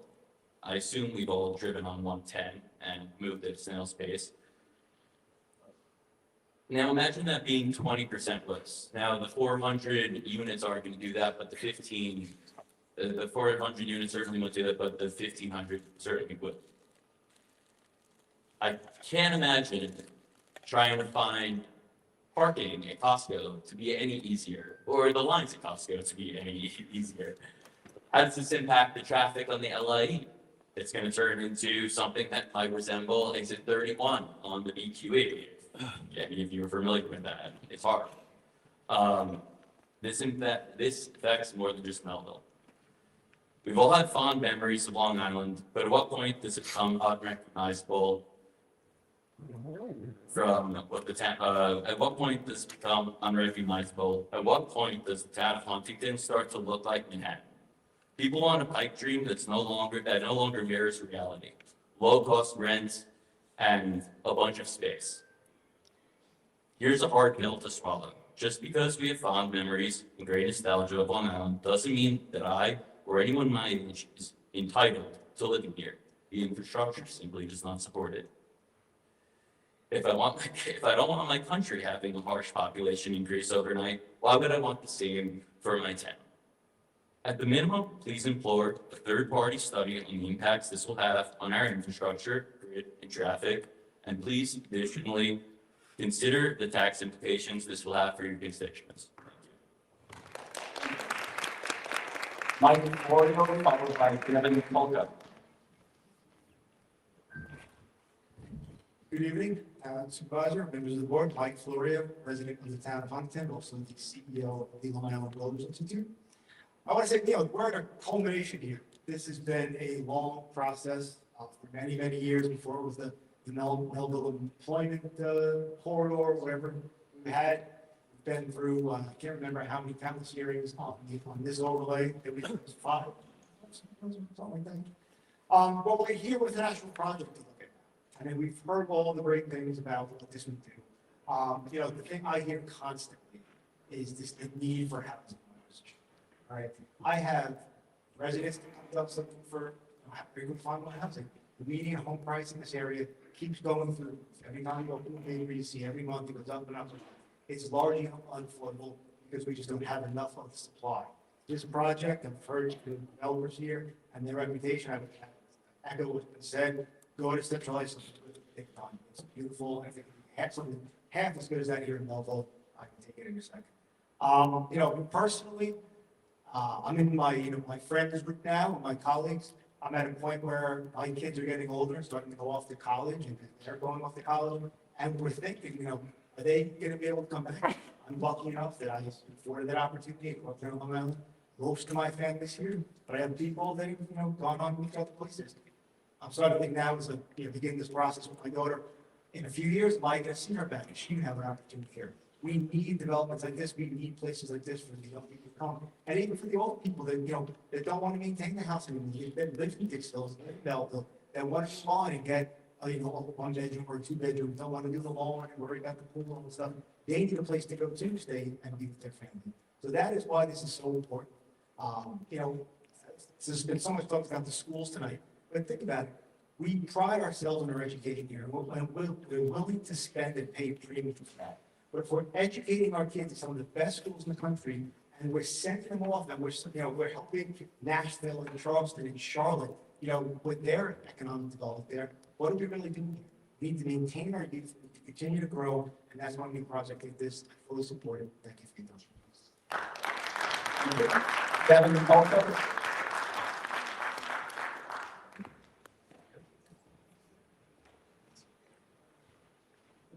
Good evening, Devin Kolga, Dix Hills resident for 4.5 years. Actually just came from the Ron-Konkoma hub where Michigan is in a real barn burner right now. But the development that they built there has transformed that region, right? And people oftentimes are scared of change, but leaders embrace change. And I think the leadership of this board has taken the necessary steps to allow amazing positive change like this project to come before you. And it's a great thing. When buildings are not thriving, when communities are not thriving, when people aren't growing, when real estate isn't growing, it's dying. Do one or the other. The corridor, as we know it, is blighted. The project will ultimately add to the tax roll. If we do nothing here, what's stopping developers from demolishing their buildings and getting their taxes reassessed, which ultimately will cost me more money as a resident. It's not always easy to make the right decision, but I think it's pretty clear that this is a positive project that's going to be transformative and really be the catalyst for what's to come in this corridor. Going the other way, it's going to be extremely detrimental for this property and other properties that are going to follow and look to take advantage of this overlay district. But I know it's been a long night, and I appreciate the time. Thank you. Thank you. Thank you. That concludes our public hearing, and I thank everybody for coming out. Thank you for all the participation. Thank you for a very detailed presentation. I'm sure we'll be here for from you. Motion to close. Motion by Councilman Maury, seconded by Councilman Melville. Any opposed? We are adjourned.